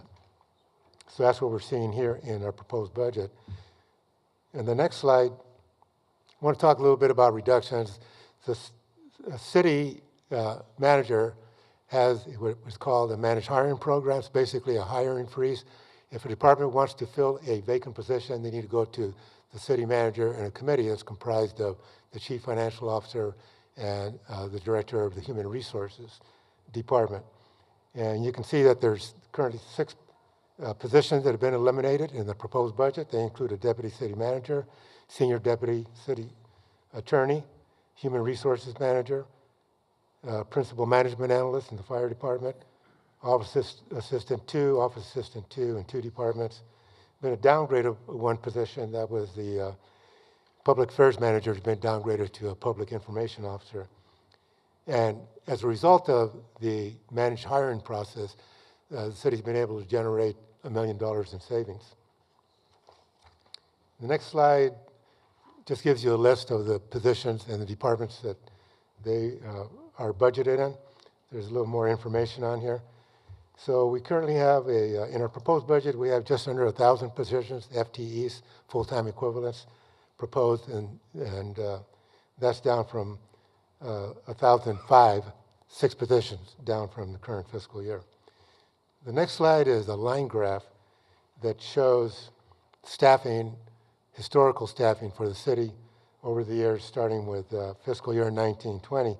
You can see that in fiscal year 2021, there was a drop in staffing and went from 987 full-time equivalents in the prior year to 958 and a quarter in 2021. That was the year that the city offered an incentive program for employees to basically retire, early retire, or otherwise leave the city. And since then, it's grown to the current amount of 999.75 in the proposed budget. The next slide shows a breakdown of operating reductions and non-personnel budgets. They total about almost $3 million. Talked earlier about professional and contract services. That includes $1.5 million for the Mind OC Be Well program. Conferences and training are going down. Equipment and repair budgets have been reduced. General supplies, uniforms, cell phones, overtime, and other miscellaneous reductions are incorporated into the fiscal year 25-26 budget. So the question is, how do we balance the budget given that we had a deficit projected? And that's listed on the next slide. This is our budget balancing strategy. So the city manager is recommending to the city council that you exercise the council's policy. The council, when it issued pension bonds in 21, established new policies and established reserves from the savings that were generated by the issuance of those bonds. So in the Section 115 trust, you currently have about $21 million, and another reserve called the Section 115 reserve, there's approximately $4 million. So you have $25 million available to you, and we're proposing that $1.5 million be transferred from the Section 115 trust to help balance the general fund budget. And again, that's in accordance with your own policy. Your own policy allows the use with city council approval. The next bullet is the general fund transfer from the self-insured workers' compensation fund of about $2 million. There's sufficient funds in the reserve. It's got plenty of money in there right now. We feel the $2 million is a conservative amount. Recommending reducing the general fund transfer to the general liability account of about $2.5 million, and a transfer of $2.4 million from the waterfront loan program. And that leaves about $4.3 million still available in the waterfront money. Use of reserves, equipment replacement reserves, we're recommending the usage of $3.3 million, and that is to be spent on equipment purchases in fiscal year 25-26. That still, even beyond that, will leave a reserve of about $8.2 million. Revenue increases, you had your presentations that you heard a couple of weeks ago. Over the last couple of months, community library services is generating additional revenue from parking, and the fire department spoke a couple of meetings ago about their program where they'll be advertising on lifeguard towers, and the $500,000 estimate for revenue is what we consider a conservative estimate. It could be more, and hopefully it is. In terms of reserves available to the city, you have a number of reserves. I won't go over all of them, but I'll be happy to answer questions later. I mentioned earlier the Section 115 trust, and again, there's 21 million in that reserve right now. All the city's cash is invested by the city treasurer. The Section 115 fund is there because of the savings from the pension bonds that were issued that I mentioned earlier. And that money is being managed by PARS. It's an agency, it's an alternate retirement to CalPERS. PARS stands for Public Agency Retirement System. They contract with a very well-known firm called Public Financial Management. I've contracted with them in other agencies myself. They do a very good job of managing the city's assets. And then in the right-hand column, you see another Section 115 reserve of about $4.2 million. That reserve also came from the initial savings that were generated from the pension bond. So in total, you have about $24, $25 million available to you from the Section 115 trust. Going down the list on the left-hand column, you have what's called the Economic Uncertainties Reserve. That was established by City Council policy. It requires that at all times there be 2 months of general fund expenditures held in reserve. And it can be used if revenues drop 5% or more. However, it must be replenished. The city manager and the chief financial officer, if there is a use of this reserve, have to come back with a plan to replenish that reserve. On the right-hand side, we have litigation reserves, equipment replacement reserves, which I talked about earlier. The Huntington Beach Recovery Fund, that's money we received from the federal government during COVID 2021-22. It's called ARPA money, and there's still about $10 million left in our reserve. Pension rate stabilization, again, that was generated by the pension bond savings. Year-end fair value is a reserve that is established to offset fluctuations in the earnings on our investments. And I don't know if it's ever been used because I think that the treasurer does a pretty good job of managing our reserves. We're doing real well. Last year, I can state that the Section 115 reserve earned more than CalPERS did on their investments. This year, everything's being hit by what's going on in the economy. So we're hoping that everything will pick up towards the second half of the calendar year. Other purposes is a reserve for prior year encumbrances. So when departments issue contracts during the year, they may be multi-year contracts. So if they issue a $1 million contract, for example, and by June 30th, they've only spent $500,000, the remaining $500,000, if it's going to be used, is carried over into the new fiscal year. So it's committed towards existing contracts. It's not really available for use to help balance the budget. So that kind of ends it for the general fund overview. I'm going to turn it over to discuss the Public Works program to the Public Works Department. And Joe is going to handle that. Thank you.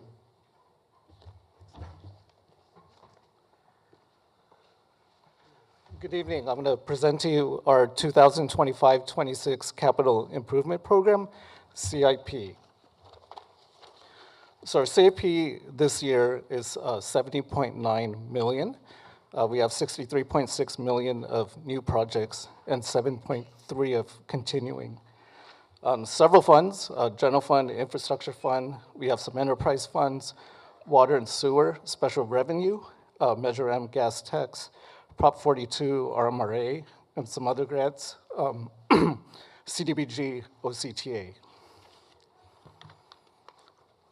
So quick summary, our CIP is divided into 7 sections: drainage and stormwater, facilities, neighborhood, parks and beaches, sewers, streets and transportation, and water. So we have 50 projects in total, and again, 63.6 million of new projects. So quickly, we're going to go through each section. Drainage, we have a single repair of a local channel. Facilities, just going to pick up a few projects. We have a few leaking roofs. We have a fuel station canopy replacement, and just a rough PD substation upgrade. So those are some projects and facilities. Neighborhood, we have a overlay and slurry project. We also have an alley rehab project this year, along with the installation of curb ramps. Parks and beaches, we have a few playgrounds that are going to go under reconstruction, and we also are going to work on our restrooms by the beach, including Sunset Beach. Sewer improvements, we have a sewer lining program. We're going to continue that, lining existing sewers. We also have a new lift station that we're going to design and also put one into construction at Davenport. Streets and transportation, that's our biggest category. So in this category, we have our streets, we have our bridges, we have traffic signals. Reason being, we received a lot of grants for our streets as well. So we have a couple corridors that we received some grant funding in this category. And then last, we have our water projects. So we have a water main replacement, and we're doing several projects upgrading our existing wells throughout the city. Thank you.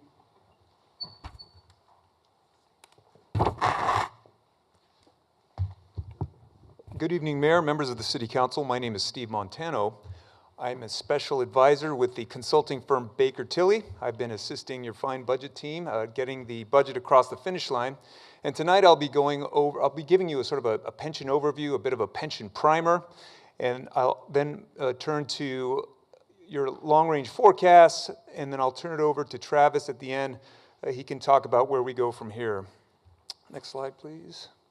So I wanted to first begin by describing to you what your city's unfunded, what we call unfunded accrued liability is. We refer to that as UAL in short. And to define what that is, that's simply the difference between the estimated value of the retirement benefits earned and expected to be paid for your current employees and retirees in the future. So if you look at that table on the bottom, under the total column, that liability equates to $1.6 billion for the city of Newport Beach, okay? So that's part one of that formula. So it's the liability less your assets, or it's really your assets less your liabilities, but that's sort of the next part, and that is that assets represent the market value of investment held by CalPERS on the city's behalf.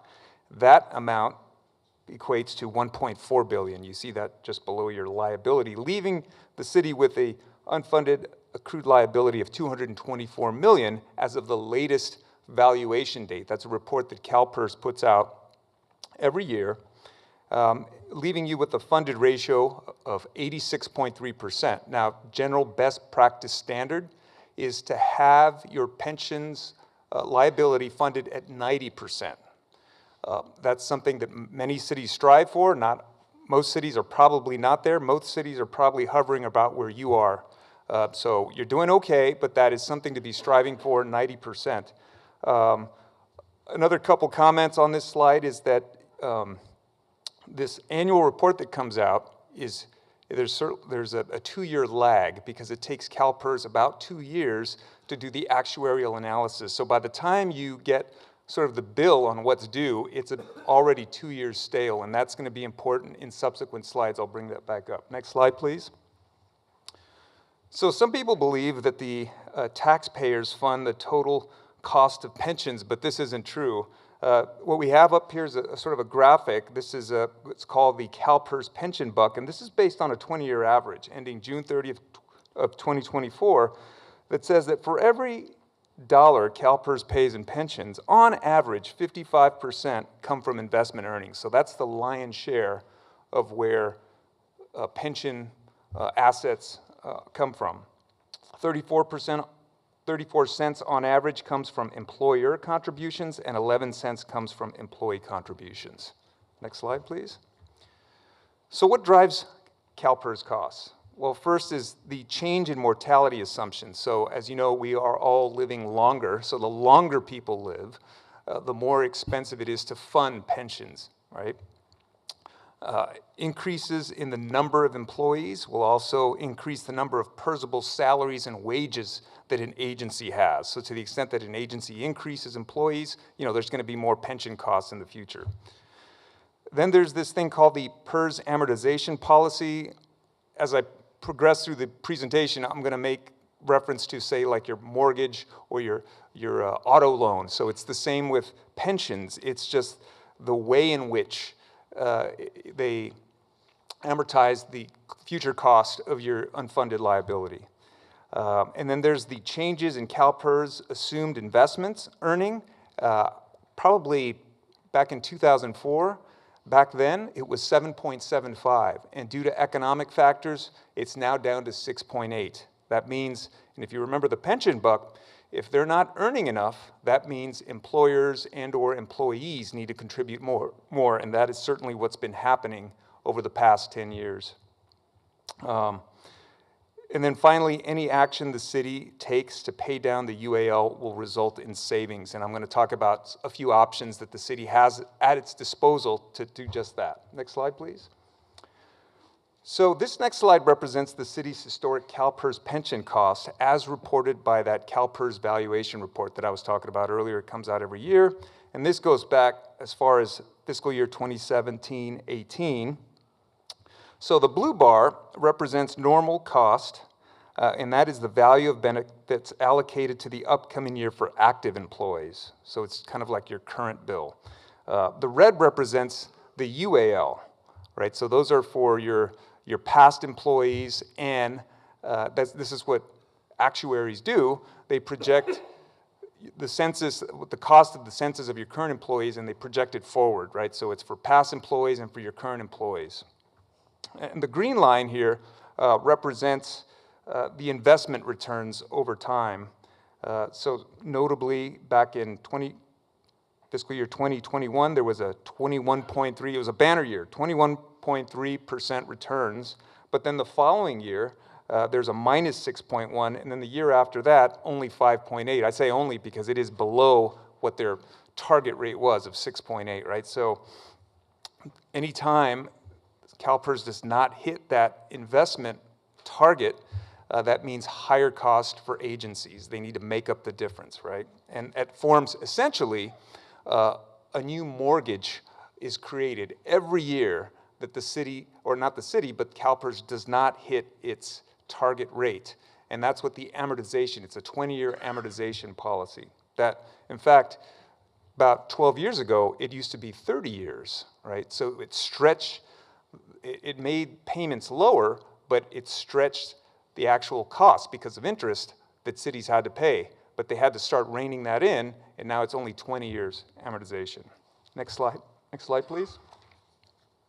So here are some options to reduce the city's UAL status. First is to maintain your timely payments. The city has always made timely payments, all the required contributions.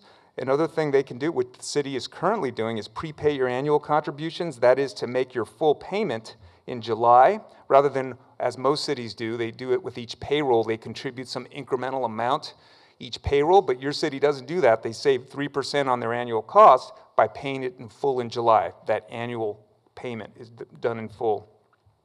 Then there's this thing called an additional discretionary payment. So, those of you who've had an auto loan, you can always request sort of a payoff quote, right? If you wanted to pay off your auto loan early, you would surely save interest, and you would realize that the payoff quote would be less than the amortized cost of your vehicle. So cities don't often pay off their ADP or pay off their UAL in full, but they can accelerate the funding of paying down their debt and thereby saving interest over time. There's going to be a subsequent slide that I'll show you what that does. It's also important to understand the impact of interest costs, that when you make an ADP, and your investment returns are stable or growing in advance of when payments are due, this will allow you to avoid what we call negative amortization. as I said earlier, it's also helpful to establish a UAL funding target. 90% is a good goal to have. And then the next one is establishing and using a Section 115 trust to the city's credit. That is something the city has done and is starting to do, as Bob mentioned earlier. And then there's cost sharing with employees. That's another thing that agencies can have the employees bear a greater cost burden, which the city has done. Through their MOU agreements, employees are picking up a higher share than they were in previous years. Next slide, please.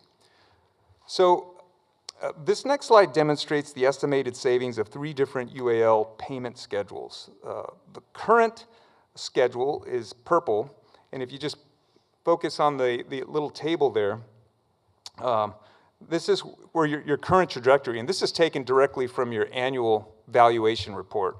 This is your current trajectory on paying off your current UAL. So obviously there's 0 savings, but there is a ramp up. Part of that amortization policy is that they give you 5 years to ease in to those payments. So year 1, you're paying 20% of what you should be paying. Year 2, 40. Year 3, 60, 80, all the way up to 100 in year 5. The downside of that, obviously, is that you're paying interest on the principal that you're not hitting, right? So an alternative amortization policy might be you could work with your CalPERS actuary and say, no, we want to be on a 20-year fixed schedule, and that would be your green sort of line there. And as you can see from the table, that would save you $6.8 million over 20 years, right? That would be a fixed payment schedule. And then the next one would be shortening that amortization period to 15 years. That's the red line. And that would save you $26.2 million. So it's rather flexible. It doesn't necessarily have to be as it's depicted here. You could do any number of ADPs. You could say, hey, if you have an additional $3 million that you want to put down, you can work with your CalPERS actuary, and they can calculate what your savings would be. So these are just broad brushstrokes, broad examples of what the impact of accelerating your payments could mean for the city. Travis, you want me to keep rolling on this one? Okay. So the budget team worked with Travis. We took a close look at your existing financial policies. At the same time that we were considering all these budget balancing strategies, and we realized that it'd be helpful to consider certain policy changes, and the reasons for that would be, we found that the current financial policies constrain our ability to use surplus funds in those years when you have surplus funds, right, to balance the budget. The changes that I'll go through in a minute here would allow for the allocation of surplus funds to the extent that you have them on a case-by-case basis by the city manager and the city council working together. Commitments to the economic uncertainties reserve, that's sort of your rainy day funds. It's now $49 million, as Bob said earlier, are maintained in place. We're not changing that. The still has to maintain 2 months of operating, general fund operating in reserve. So that would continue, as would the city's commitment to fund the Section 115 pension trust. The current policy says it needs to contribute $1 million a year regardless. $1 million a year going to the, so those 2 things are maintained. Next slide, please. So there's a lot of text here, but just let me briefly say that on the left side is your current policy at a very high level. And as you can see, it has very sort of specific. Yes, Steve, maybe I'll jump in right Go ahead, there, go ahead. if you don't mind. So as we have been discussing with council and with the Finance Commission, over the years, there have been 3 policies that have been stacking on each other. And you have recalled in past budget discussions and presentations, we talk about this waterfall. And the reason the waterfall is because as it comes in through that top layer you see on the adopted, and then after that it goes through what's in the middle there, where you split it 50 and 25 and 25%. So one of our goals is to clarify and clean that up so that it's understood by the city, understood by the council, the finance commission, and the public on where those funds can and will be used, and where we will ensure that we have those reserves. One thing I'll point out in this budget, we will continue to have a fully funded emergency reserve fund, the 49 million, as he pointed out. So we will be bringing this back to council in a redlined version, cleaned up so that it could be, we can walk through each of those changes and so the council can consider it at the June 3rd meeting. Next slide, please. This just carries on just some more policy provisions comparing current to what will be proposed. So get more into detail later with that, as Travis indicated. Next slide, please. So we also, next slide, please. As the budget team does every year, they do a long-range fiscal forecast for the city. And they first start with what is called a baseline forecast. And this assumes that if the city makes no changes to the organization, operation and service levels stay the same, and that there are no significant external economic impacts to the city. That's what baseline assumes, right? So we know that's not likely to be the case, but it's one sort of shot of the data. And as you can see from the graphic there, what it indicates is the city is facing annual operating deficits for the next 5 years. After this year, we're delivering a balanced budget, but it then becomes unbalanced with that red line, which is your expenditures going over your revenue line, that's the green line, until a certain number of debt obligations are relieved, and they were going as planned, mostly lease financing for vehicles and equipment. That makes a significant difference to the city, approximately 4 or 5 years out. So that's sort of the current baseline forecast. So what we then, next slide, please. So this slide sort of dramatically depicts the same information, but in a sort of bar chart format, simply telling you the magnitude of the deficits over the next 5 years. And then as you see, you come out of that with start making surpluses at the end of that 5-year term. Next slide, please. So we also considered some, as part of our scenario forecasting, potential bridge solutions, both on the revenue and expenditure side, starting with expenditures. These are things that the City Council can consider in future years, and that is to continue the increased vacancy savings by $1 million. That was one thing that was used to balance this year's budget, this proposed budget. There's those reserve policy revisions that Travis was talking about, and in that you might consider suspending the annual transfer of $1.5 million. Only, briefly, it doesn't have to be set in stone, but again, giving the city manager, the city council, a little more flexibility in those years where you're experiencing a deficit to do something like that. And then there's the pursuit of department efficiencies, the continuing of that, Procure America, increased collections through program audits of short-term rentals, transient occupancy tax, and utility users tax as well. Next slide, please. Moving on to the revenue side, there would be also from the Section 115, the city has had this in place since 21-22 and has not yet drawn down, so this would consider drawing down on an annual basis, at least to get you over that hump, more money from the Section 115. Number 2 would be adopt a new business license tax. Currently, the city has a flat tax, and it doesn't change like your fees do. Your fees change by CPI every year, but this particular tax has not changed in probably decades. So a very common thing that cities do is at least introduce a CPI factor so that sort of the tax goes up with inflation, and possibly assessing taxes based on what's called sort of tax equity on receipts, business receipts. Third one would be, as we spoke earlier, potentially adopting a quarter-cent transaction use tax, a sales tax that would bring in approximately $11 to $12 million for the city every year, continue event pricing for enhanced parking revenue, and expanding short-term vacation rentals. Next slide, please.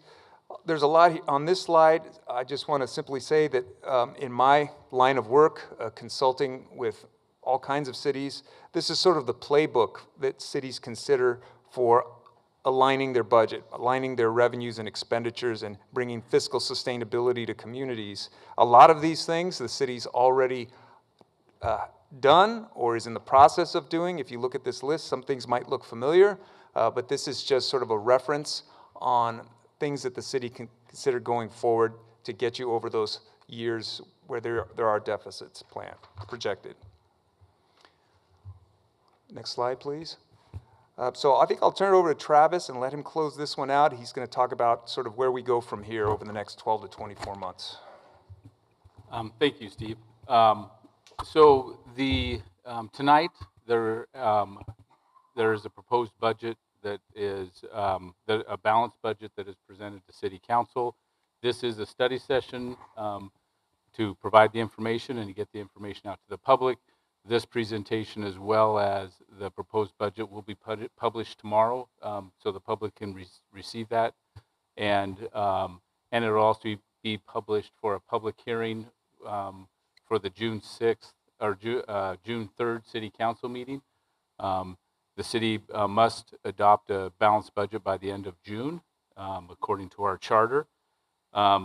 This proposed budget is balanced and utilizes multiple areas. It reduces the city's full-time employee count by 6 positions. It reduces operating budget across departments by $2.9 million. It continues our managed hiring and adding another $1 million to that to help balance the budget. It uses $2.4 million of the waterfront funds, keeping $4.2 million still available for the City Council to use in the future.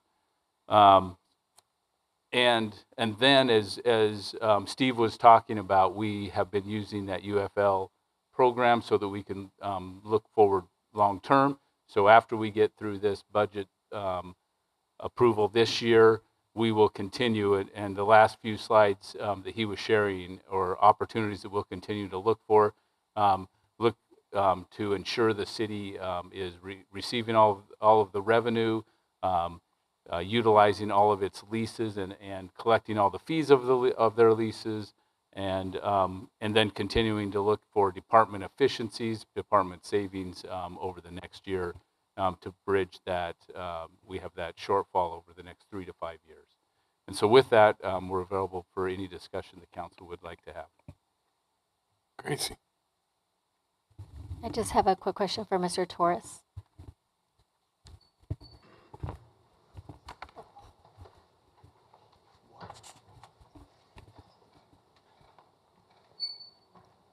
So just to clarify, you said that when a purchase is made at a physical storefront, the city receives a full local sales tax. However, when the online purchases are made, the tax is pulled at a state level. Do you know how the city's share of that pulled revenue is calculated? It's calculated based on the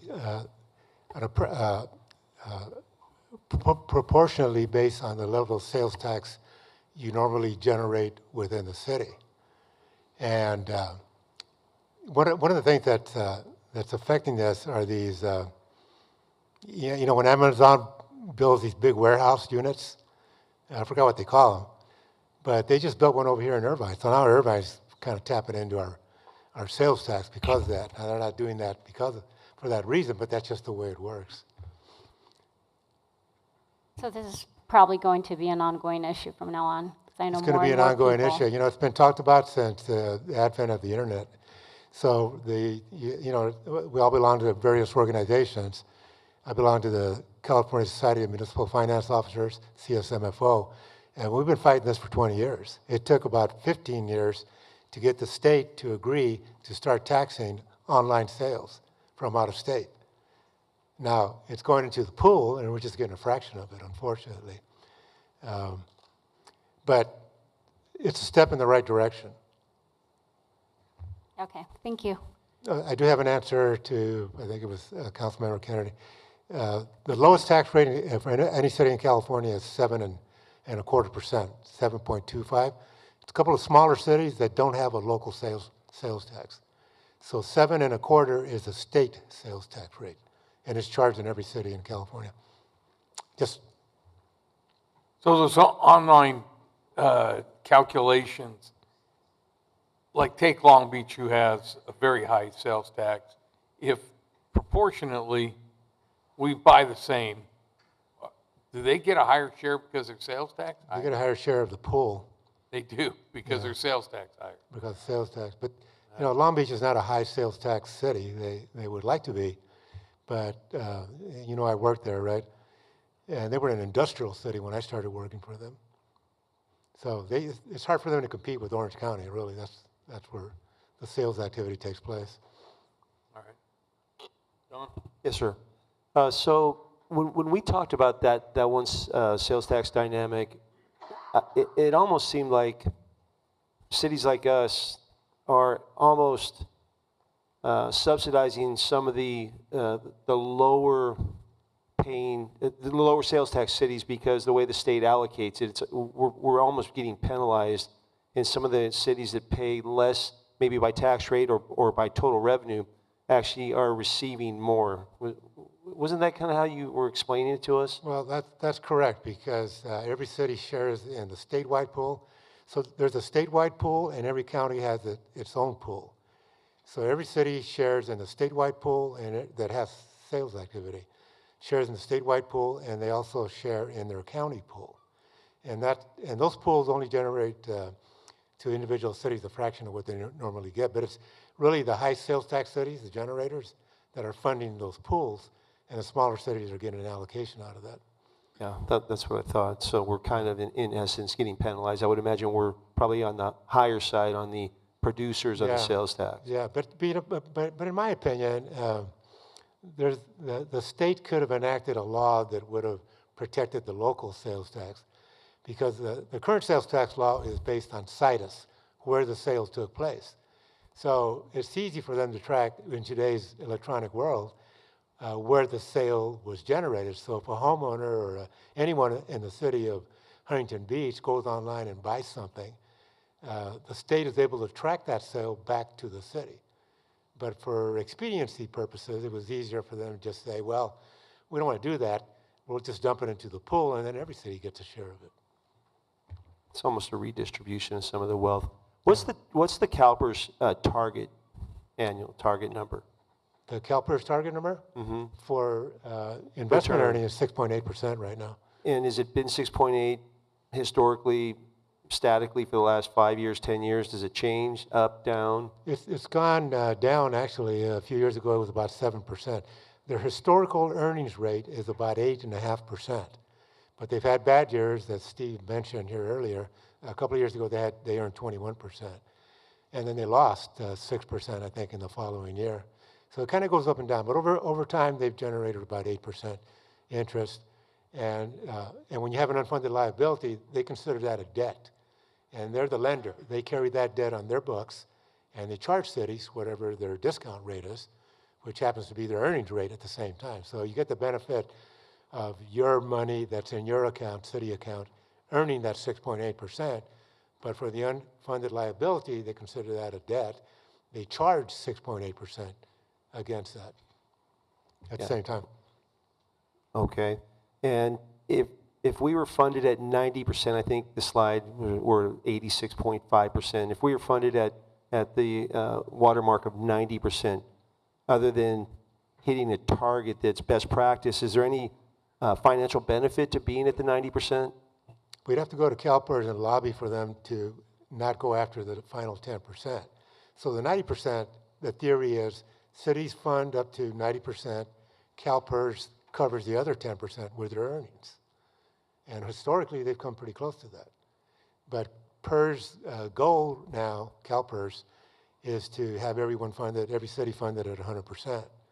And that's kind of hard to do because every year the target keeps getting higher and higher. Steve mentioned that they do their calculations 2 years and then 2 years, and they give you your rates based on calculations they did 2 years ago. So we're 2 years in arrears. So for the fiscal year coming up, fiscal year 25-26, our CalPERS rates were calculated 2 years ago. So they don't factor in any earnings, the earnings that they accrued last year when they had a pretty good year, for example. So it's kind of a constant struggle. But I've been in this game for a long time. Back in the 1990s, the target was 70%. 70% was good enough. And every retirement institution in the United States, their targets were somewhere between 50 and 70%. Because of some situations like San Diego, you all probably remember that they have their own retirement plan, and they dipped into the plan, and then it almost went bankrupt. And so they had, the regulatory agencies kind of came down hard on that. Because of that, the target was raised to 100% funding. But when I talk to my actuary friends, they tell me there's no need for that. But it is what it is. That's what CalPERS, that's what their rates are based on. So the one number, I'm just going by memory, I said that in that slide we're at 86 point whatever percent. I think there was also a deficit of 240 million, or I forgot what the number was right above that to get to the 90% or whatever the case may be. But do you just times whatever your shortfall is by 4%? And in this case, if it was 240 times the 4%, it's about $9 million. Is that what it would take to get to the 90% if it was the 240 in that table? I'm just going by memory. I don't know what it was. Well, I think what it would take to get to the 90% is you'd have to prepay some of your, pay down some of your long-term debt, your unfunded liability. So Section 115, it was set up to do that. The waterfall that city manager mentioned earlier, there was that reserve, and then there's another policy that, current policy, that requires if there's a new or an increment of unfunded liability that is created, that goes up, that within 5 years it's supposed to be paid off by the use of these reserves. So Okay. we're kind of at that point right now where it makes sense to take a hard look at our reserve policies and use them for the purposes that they were created. Okay, my last thought, and I won't capitalize this conversation. So the final thought is just kind of restating, there's been a policy set by previous councils that it is appropriate, and that is the design of some of these funds to transfer to cover shortfalls. Correct statement? Is that I think, yeah, it's been done in the past from time to time. Pardon? It's been done in the past from Yeah, time to time. I thought you said it was designed by policy. Oh, well, you're talking about the current policy. Yeah, current policy Yeah, by previous councils established that it's okay to transfer from some of these different funds, like the 115, to cover shortfalls. Yes. It's, Okay. Well, the 115 was set up specifically to offset volatility. And to me, volatility means when your costs go up and your unfunded accrued liability. So it's set up specifically for that purpose. Yeah. So in the case of the proposed budget, that's what it's going to be used to help pay CalPERS costs. It's not going to be used for equipment, for example.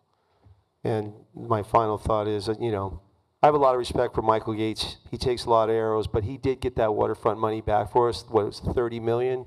And it wasn't just a no-brainer. He had to go out and get that money for the city, and we're very thankful that he did, and we're using it. So with that, thanks for the report.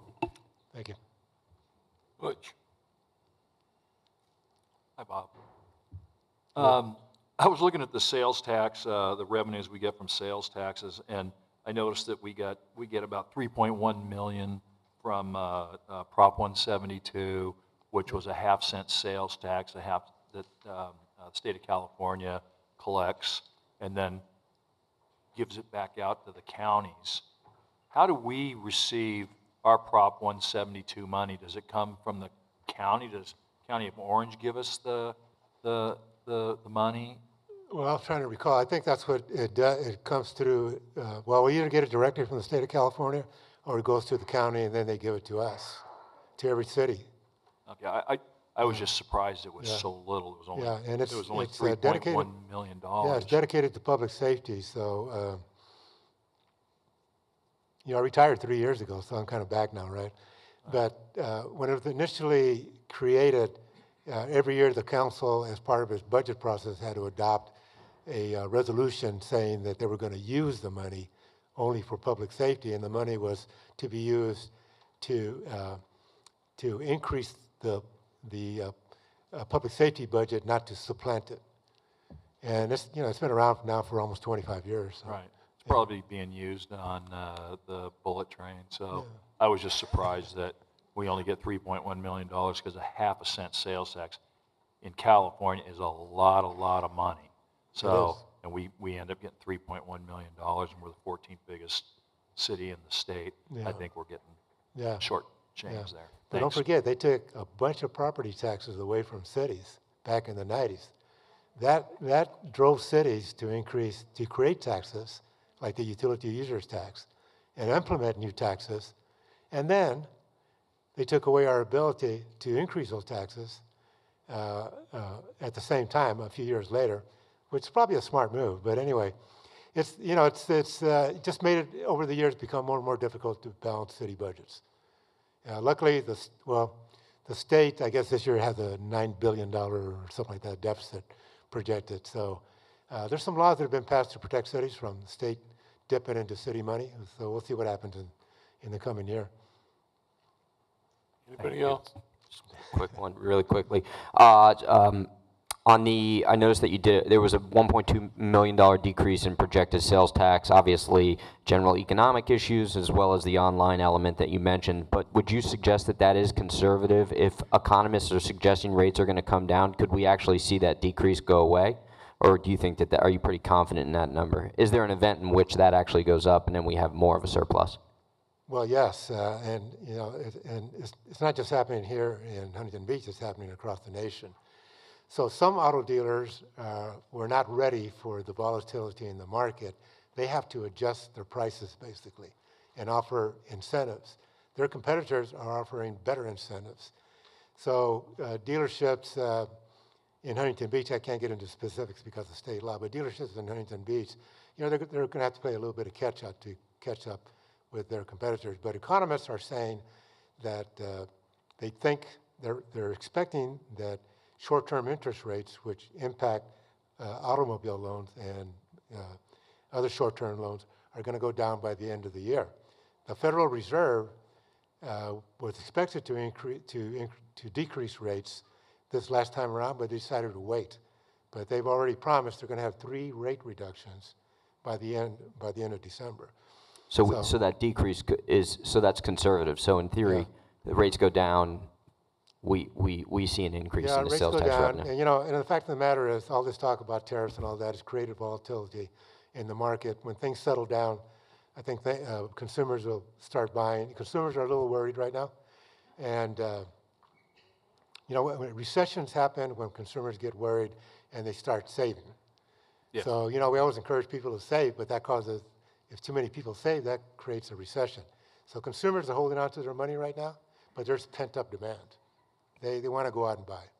Yes, and I just wanted to say we will be watching this and bringing back updates to the City Council quarterly so that we can watch if there's changes and it swings upwards. One quick question. On the unfunded accrued liabilities, in the event that we did make discretionary payments and they came out of 115, that would decrease future interest costs, correct? Yes, it would. Yes. Okay. I would just like to wrap things up maybe by highlighting some good news. I want to commend our city manager, Travis, and the staff and the budget team. It wasn't that long ago that we were facing the headwinds of very much economic uncertainty. The VIX in the market, the fear index, was at astronomical levels. And at that same time, we're facing an $8.8 million budget deficit for the city. We've been ranked the #1 city in the state of California in national headlines. Mm-hmm. And I think that we can see why, an ability to improvise and adapt in such situations. And what we're looking at right now is a $1.1 million surplus in the proposed budget. So I have no doubt in future years we'll be able to perform the same way and rise to the occasion. And we're all looking forward to working together with you guys to continue to iron out the wrinkles and hone the craft. Thank you. there's nothing else, I'll move the item as recommended. Second. And it's a study session, so not required to vote. Okay. Thank you. It just says call for a vote. No, no. Okay. And we shall receive.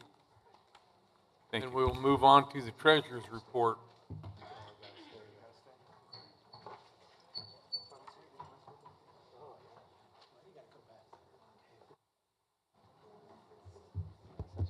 high.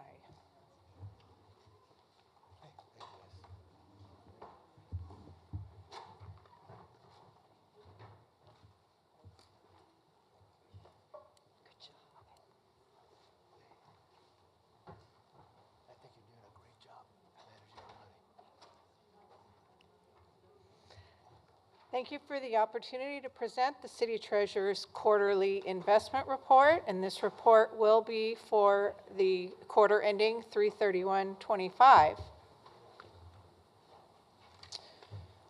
So let me give you a little summary of the investment portfolio. Currently, the funds in the portfolio with the overnight availability are invested in the California Asset Management Program, or CAMP, and a money market account.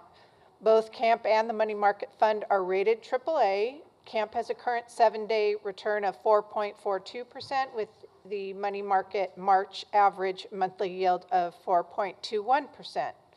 Other funds are invested in U.S. Treasuries, U.S. agencies, A-rated category corporate bonds, and supranationals.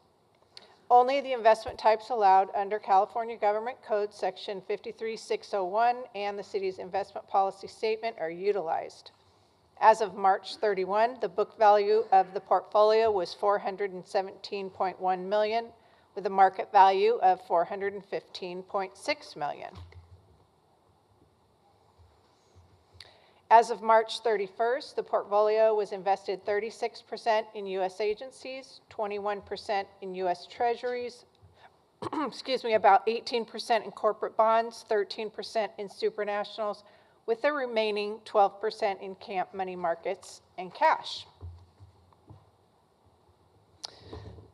So by issuer, I'm showing you here on this slide the top portfolio's top 15 holdings and the corresponding percentage of the portfolio by issuer. So for the top 5, Federal Home Loan Bank, which is a U.S. agency, is approximately 24% of the portfolio. U.S. Treasuries, approximately 21%. The CAMP account at 8.6%. One of the supranationals called IBIRD, or International Bank of Reconstruction and Development under the World Bank, at 8.3%. That is AAA rated, as are all supranationals. Fannie Mae at 5.5%. That's another U.S. agency, and 3.6% in a money market fund. You will notice that corporate bond issuers each make up no more than 2.5% of the total investment portfolio. The quarterly activity for March 31, a total of $40 million was invested. $5 million in a U.S. agency, Fannie Mae, $20 million in U.S. Treasuries, $10 million in corporate bonds, including $5 million John Deere, $5 million Bristol Myers Squibb, $5 million in supranationals, that was an IBIRD. And the yield on these investments that we purchased in the last quarter ranged from 4.3 to 4.7%, so we're getting some nice yield on those. One agency matured over the quarter for $5 million. The earnings on the portfolio for the month of March were about $1.17 million. That was an increase of 39% from the same month in the prior year. Fiscal year-to-date earnings were $9.3 million, up 30% from the same period in the prior fiscal year. These higher earnings were due both to an increase in interest rates and a higher average balance of the portfolio. The portfolio book yield for March was 3.38 with an effective annual return of 3.18%. The portfolio book yield is basically what we'll be earning going forward with the portfolio as it stands. As for compliance, as of March 31st, the portfolio was in compliance with the city's investment policy and all relevant state codes, as it always is. And you can obtain all of the investment reports and the investment policy on the city's website by using this QR code, or you can go to the city website under government and then city treasurer and find that information. Before my final slide, I would like to announce that I'll be retiring on July 1. I want to sincerely thank the City Council, our dedicated staff, and the residents of this incredible community. Your support has meant so much to me throughout my time as City Treasurer.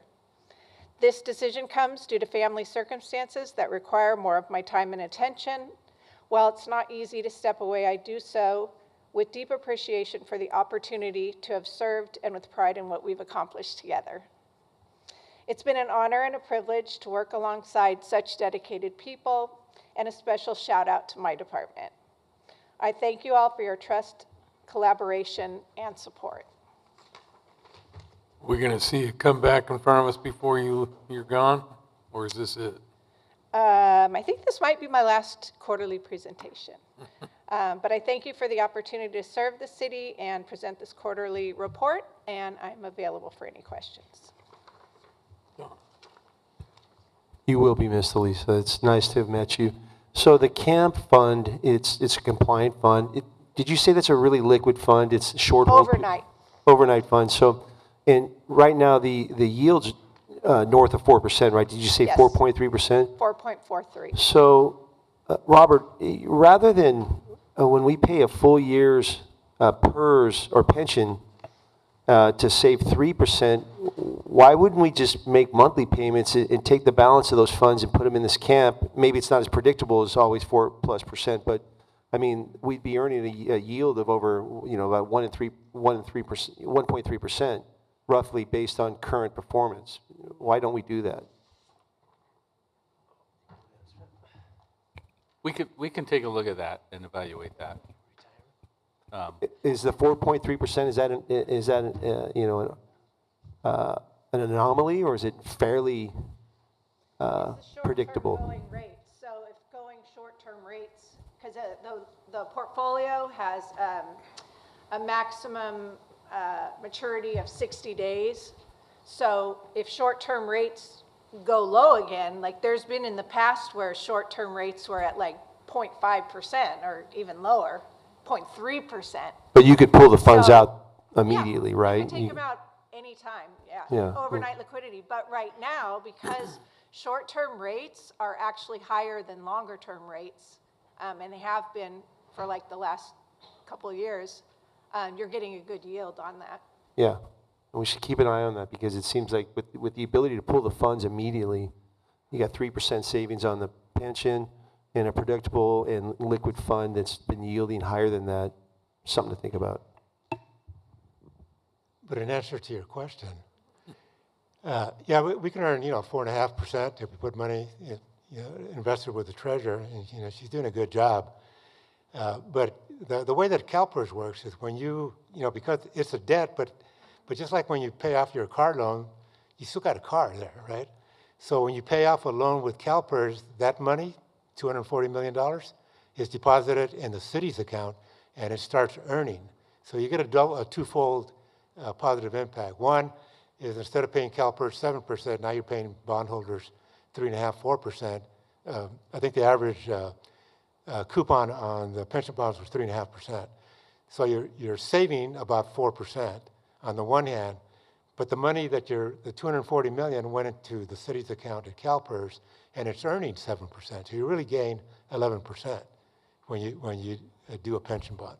But we're not paying off $240 million. We're paying off 1 year. Is that $240 million worth of payments? No. No. Well, you're right. You'll be paying off 1 year, but it's the same thing. If we pay off 1 year's worth of liability, the cash goes into our account, starts earning right away, and then we don't have to pay CalPERS 7%. So there's actually greater savings in that transaction. Okay. Does that answer your question? Yeah, I mean it does, but the analogy of you paid the car off and you still have the car. So we didn't pay the car off. But I'll let you guys figure it out. But okay. Good job, Elisa. Grace? I just wanted to thank Alyssa for her service, and wish you luck. I know you're going to be leaving California, so good luck. We'll miss you. Yeah, not right away. Not for a while. We'll do lunch before you leave. Not for a while. Anybody else? Oh, Butch has a lot to say. I want to congratulate you too. I've gotten to know you over the last year and have loved getting to know you. You've explained a lot of things to me. I just have one question for you. Can you provide? I don't think you have it in your presentation tonight. Can you provide me a chart year over year growth of the investment account? I'd love to see that. And that's all. It has growth both from investments, but also because the city's budget and increases, so more money is coming into the city, so it's growing both from that and from investments. Great. Thank you. And congrats. Is the portfolio basically what we have in reserves put into this the portfolio? It's all city monies. Okay. So it's about 400 million. Yeah. So it's all cities' monies. It's all the money from the general fund, all the money from the water fund, all the money from the sewer fund, all city monies are just pooled into one big pot. Okay. Thank you. We need to receive and file. I'll make that motion. Second. All right, City Clerk, we need to do a vote. Councilman Twining? Councilman Kennedy? Yes. Mayor Burns? Yes. Councilwoman Vandermark? Yes. Councilman Gruhl? Yes. Councilman Williams? Yes. Motion passes 601. Okay, that puts us onto the consent calendar. Does anybody want to pull any items? Yeah, I mean, I won't need a presentation, but 15, 16, and 18, each one only has one question or an observation, real simple. Anybody else? Butch? Nothing? Okay, then I will move the remainder of the calendar. Second. Okay. Can we have a call for 9 through 14, 17, 19, and 20? Councilman Twining? Yes. Councilman Kennedy? Yes. Mayor Burns? Aye. Councilwoman Vandermark? Yes. Councilman Gruhl? Yes. Councilman Williams? Yes. Items 9 through 14, 17, 19, and 20 pass 601. Okay. We'll move on to item 15. Don, go ahead. It's really just more of an observation. So on 15 and 16, there are two bid there's two bid agreements, and in the recommended items, for example, for 15, it's item, let's call it C, I think it is. It says it can't, there can't be a greater increase in changes of 10%. And then also in 16, the same thing. Another one of the sections in the recommended items it can't be greater than 15%. My only point is in the changes section on both of these contracts, section 6, the language is the same, but it doesn't say anything in the agreement that delta can't be greater than 10%. It makes some kind of ambiguous language, unless I missed it somewhere else in the agreement. I just personally think that we should put it in the agreement and not just in the recommended item. So just something to think about. Paragraph 2 in section 6 on both of those, it reads really rough. It's just kind of bungled. So maybe the attorney can relook at the agreement and maybe put that not to exceed a 10% delta for the first one and not to exceed 15% on the second one. Also, in the figuring on the second contract, item 16, there's a table that shows the not to exceed 15%, but in the table of calculation, it was used 10%. So somebody needs to correct that math as well, because there's a difference of 5% on 900,000, so there's a difference. Just maybe a little typo. I believe you did a memo to correct that. Oh, she did? I didn't see the number. Sorry about that. I was just looking at the agreement. Oh, and then the last thing on number 18, can I bring that on? That was it for the 215 and 16. That was all I wanted to say. All right. Well, I'll make a motion to move those two items. Okay. We'll move those. Second. Can we have a roll call? 15, 16. Councilman Twining. Yes. Councilman Kennedy. Yes, but please review the document. Mayor Burns. Aye. Councilwoman Vandermark. Yes. Councilman Gruhl. Yes. Councilman Williams. Yes. Items passed, 601. Okay, number 18. Thank you. On the professional services contract, looks like we're allocating $1 million to make sure that we maintain those great service levels that you guys have there in community development. My only question is, have we done this before where we allocate a budget for outside vendors to make sure we reach the service levels? Yes. Yes, Oh, Public HR. Works. These are Public Works contracts for land development, for engineering services, and yes, we monitor each one. The $1 million not to exceed does not guarantee $1 million for each firm. No, I know, it's an aggregate for a total of 6, just to cover the service level. Yes. Yeah, no, I get that. It's something we've done before. You know, we foresee a service level drop because a lot of permits coming through and things like that, so we outsource it. And I get it.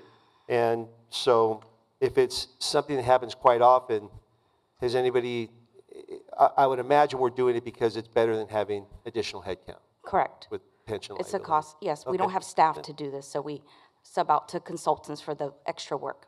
Okay, perfect. Thank you. Keep those Right. service levels up. But it doesn't cost us anything. Developers who request the service pays for it, correct? It's out of development fees, not general funds. Yeah.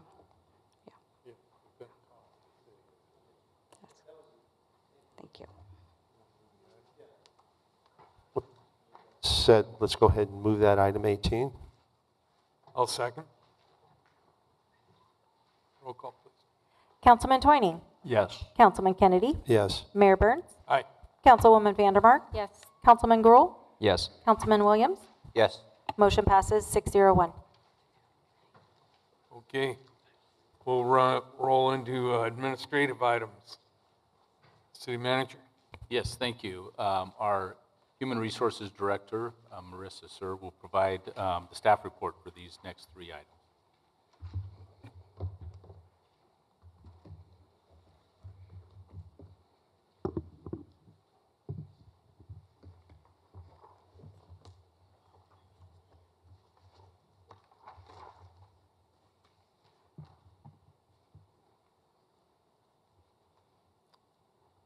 All right, good evening, Mayor Burns and members of the City Council.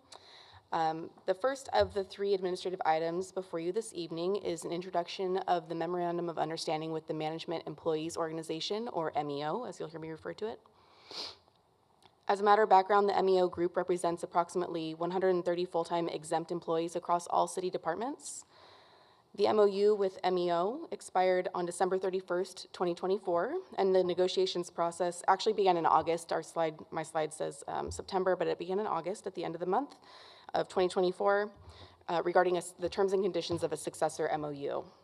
A tentative agreement was reached in April of 2025 and is now presented as an administrative item along with the red line of the MOU and the cost for the City Council to formally review and consider.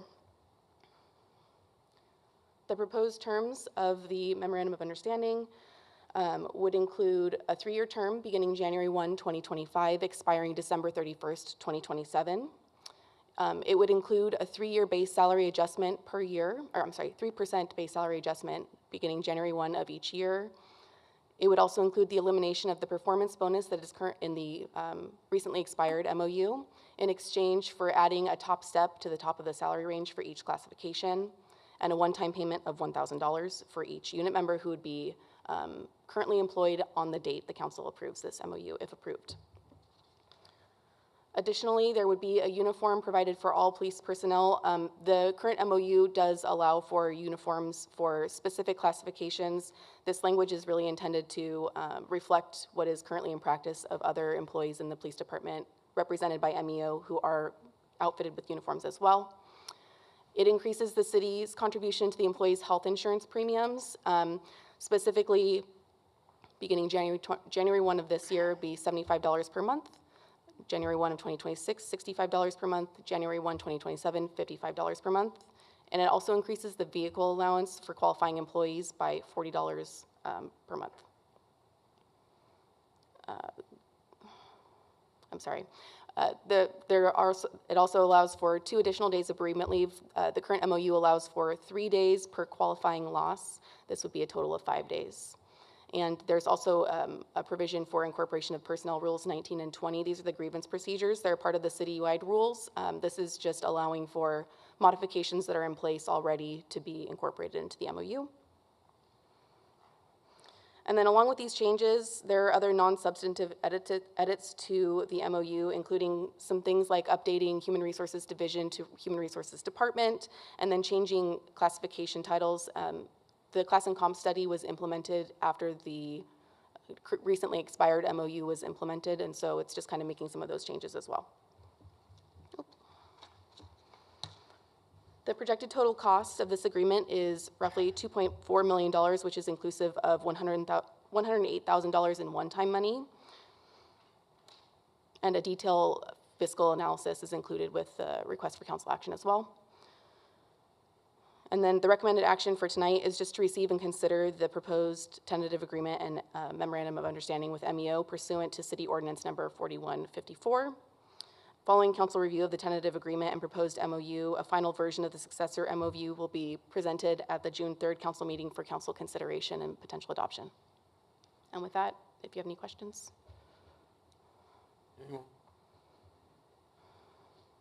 Okay, I'll move as recommended. Thank you. Second. Councilman Twining? Yes. Councilman Kennedy? Yes. Mayor Burns? Aye. Councilwoman Vandermark? Yes. Councilman Gruhl? Yes. Councilman Williams? Yes. Motion passes 601. Next one. All right, rolling on to the next one, we'll talk about Teamsters while they're loading it up. All right, second administrative item for you this evening is an introduction of the proposed MOU with Huntington Beach Municipal Teamsters, or HBMT. As a matter of background, HBMT is a union representing approximately 398 full-time employees. They're all non-exempt, and they are across all city departments as well. As is the case with MEO, the Teamsters MOU expired at the end of 2024. The negotiations process again began in August, not September of 2024. And we reached a tentative agreement with them in April as well. The proposed term for the successor MOU includes the following. It would again be a 3-year agreement, January 1, 25 to December 31st, 2027. It would include the same 3% base salary adjustments on January 1 of each year. So that would be 25, January 1, 26, January 1, 27. And an elimination of the performance bonus that was also in their MOU in exchange for an additional top step to the top of the salary range for each classification. They would also be eligible for a one-time payment of $1,000. This would be for any union member who is currently employed on the date of council adoption if council were to adopt the MOU. It includes the same, or I should say similar, city contributions to employee health insurance premiums. A difference between this one and MEO is that with this one, the increase to the health contributions would take effect October 1, 25, 26, and 27. So it's delaying the increase by several months. And then additionally, they would be provided a uniform allowance, an increased uniform allowance for safety shoes. And that is increase of $50 per pair for a total of $275. Eligible employees who are issued safety boots are supposed to purchase them, can do them twice a year, showing proof of wear and things like that. They also would receive the 2 additional days of bereavement leave for a maximum of 5 allowable days per covered loss. And then additionally, there were a few items that you'll see in the red line of the agreement that the prior MOU called for the city and the union to come together and discuss during the term of the prior agreement. That would include things such as the employer-employee relations resolution and the city's drug and alcohol policy. Just a matter of the city and HBMT coming to the table to discuss these items, potentially come forward with something to the council. No financial impact, but it would be making sure that we're legally compliant with these items. So that's again carried over for this one. And then in addition to that, there were a couple of items that they requested, including for future, which are included as well, discussing some other policies. For example, they have some other pays that they want to understand a little bit more of how they're administered, how they can be administered, things like that. So ironing out some processes. And then along with these changes, there are other non-substantive edits similar to what I discussed with MEO, Human Resources Department, classification titles, things like that. The projected fiscal impact is approximately $5.1 million, which is inclusive of $358,000 in one-time money. And again, a detailed financial impact report is included with the RCA for the council's consideration and review. The recommended action item for this one would be just to receive and consider the proposed memorandum of understanding with HBMT pursuant to the same ordinance. And then following the council review of this tentative agreement, again, June 3rd, we'll be back for council consideration again. And with that, any questions? Anybody have any questions? Good. All right, I'll move the item as recommended. Second. Councilman Twining? Yes. Councilman Kennedy? Yes. Mayor Burns? Aye. Councilwoman Vandermark? Yes. Councilman Gruhl? Yes. Councilman Williams? Yes. Motion passes 601. One more. I have one more for you. All right, the last administrative item I have for you this evening is an introduction of resolution number 2025-41, modifying the salary and benefits for non-represented employees. So as a matter of background for this group, it's actually not a group, it's a set of employees. However, it is not an organized bargaining unit. Compensation and benefits for these non-represented employees, which include executive management, deputy directors, exempt employees of that level, are governed by resolution, typically. It isn't something that anyone as a group comes forward and negotiates for, but it's driven by the council. The last resolution was adopted in March of 2022, and historically the non-associated or the non-represented group will typically follow comparable salary adjustments and benefits that have been provided to the MEO group. So you'll see that most of this is similar to what is being considered for MEO as well. So the proposed resolution would include an indefinite term, which is the case for the current resolution that we have in place.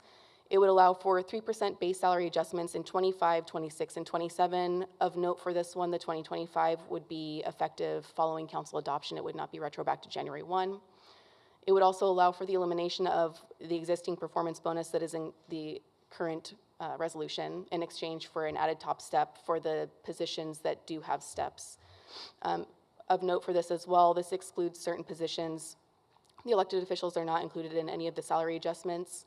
The city manager is excluded, the ACM, the police chief, and the fire chief are as well.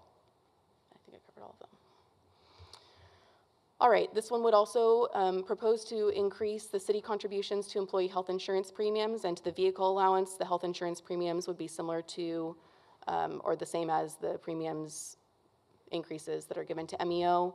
The vehicle allowance, currently non-associated employees receive a higher vehicle allowance than MEO. This would be contemplating that they receive the same auto allowance, So it's roughly $17, $16 increase to it versus $40 to bring us to the same amount. 2 additional days of bereavement leave, again, consistent with the other groups. They already received 3. This would be an additional 2 per qualifying loss. And then the total proposed cost of this agreement or resolution would be approximately $440,000. So recommended action would be similar with the others. Receive and consider at this time, and if you have any questions, I'll be back June 3rd if you allow me. If you have any questions beyond that, I'm here. Don's got a question. Hi, Marissa. So you said the last time it was in 2022, but then you had a slide that said it's an indefinite term is what we already have in place. But now you're talking about a section of years. What does indefinite term mean? So this resolution, unlike the MOUs, doesn't have an end date to it.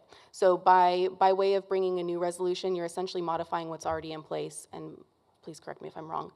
So while it doesn't set out a definite term, the implementation of those items, essentially what we have here in proposing it would not be an indefinite, like let's say base salary adjustment. It's only for the 3 years that are specified. Nothing changes beyond that. Okay.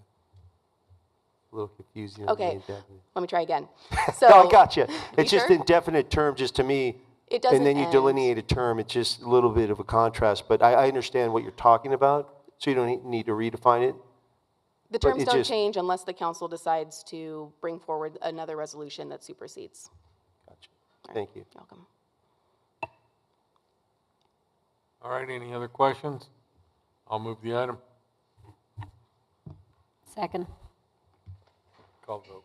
Councilman Twining, Yes. Councilman Kennedy, Yes. Mayor Burns, Aye. Councilwoman Vandermark. Yes. Councilman Gruhl, Yes. Councilman Williams. Yes. Motion passes 601. Okay, that leads us to the final item. Chad, you want to bring it? Item 24. At a recent public meeting, the Ocean View School District Board voted unanimously 5-0 to adopt a resolution endorsing a yes vote on Huntington Beach Measures A and B. Following this action, OVSD Board President Patricia Singer directed Dr. Hooper to disseminate the resolution to all OVSD parents by sharing the document with them. She says, quote, at the meeting, this is Patricia Singer, the resolution passes 5-0 unanimously. Dr. Hooper, I would ask that you would share this resolution with the Ocean View School District parents by sharing this document with them. Such conduct raises serious legal concerns regarding the potential misuse of public resources for campaign purposes in violation of the Political Reform Act and Education Code 7054. Dissemination of advocacy communications using taxpayer-funded platforms may constitute unlawful electioneering. This matter potentially undermines the integrity of our electoral process and misuses public funds and trust. I believe it is in the best interest for the city attorney to formally review and, if appropriate, work with the mayor to file a complaint with the appropriate agencies. And just moments ago, we had OVSD trustee Gina Clayton-Tarvin expressing from the podium, this is nothing more than an attempt to intimidate political opponents. Now think about that. Nothing more than an attempt to intimidate political opponents. I think that's what you call a Freudian slip, Gina, the quiet part out loud. By framing OVSD as political opponents of the city council that explicitly acknowledges a partisan and adversarial role in the Measures A and B debate. This framing has several implications, but for the sake of brevity, I will just highlight one here. This suggests an admission of political engagement. The term political opponents implies OVSD's views its support for Measures A and B as part of a political contest, not merely a neutral or informational act. The political opponent's framing is a self-inflicted wound. It's a self-inflicted wound, as it suggests OVSD's resolution was a political act. This strengthens the argument that the resolution seems to violate electioneering laws by using public resources for advocacy. And so with that in mind, I'd like to move the recommended action to direct the city's attorney's office to review the actions taken by Ocean View School Board District as they relate to Measures A and B, and if warranted, work with the mayor to file a complaint with the appropriate agencies. I'll second it. And just to note that our office or we will not be investigating it. We will refer it to the proper authorities to investigate. Don. Okay. All right. Any other comments, questions, discussion? All right. Please call the roll. Councilman Twining, Yes. Councilman Kennedy, Yes. Mayor Burns. Aye. Councilwoman Vandermark. Yes. Councilman Gruhl, Yes. Councilman Williams. Yes. Motion passes 601. All right. Would any council member like to add any new business to the next agenda? Okay. We're going to move to adjourn. Next regularly scheduled meeting of the Huntington Beach City Council Public Financing Authority is Tuesday, June 3rd, 2025, at the Central Library, 7111 Calvert Avenue, Huntington Beach, California, 92648. Second, anybody? Second. All right, we stand adjourned.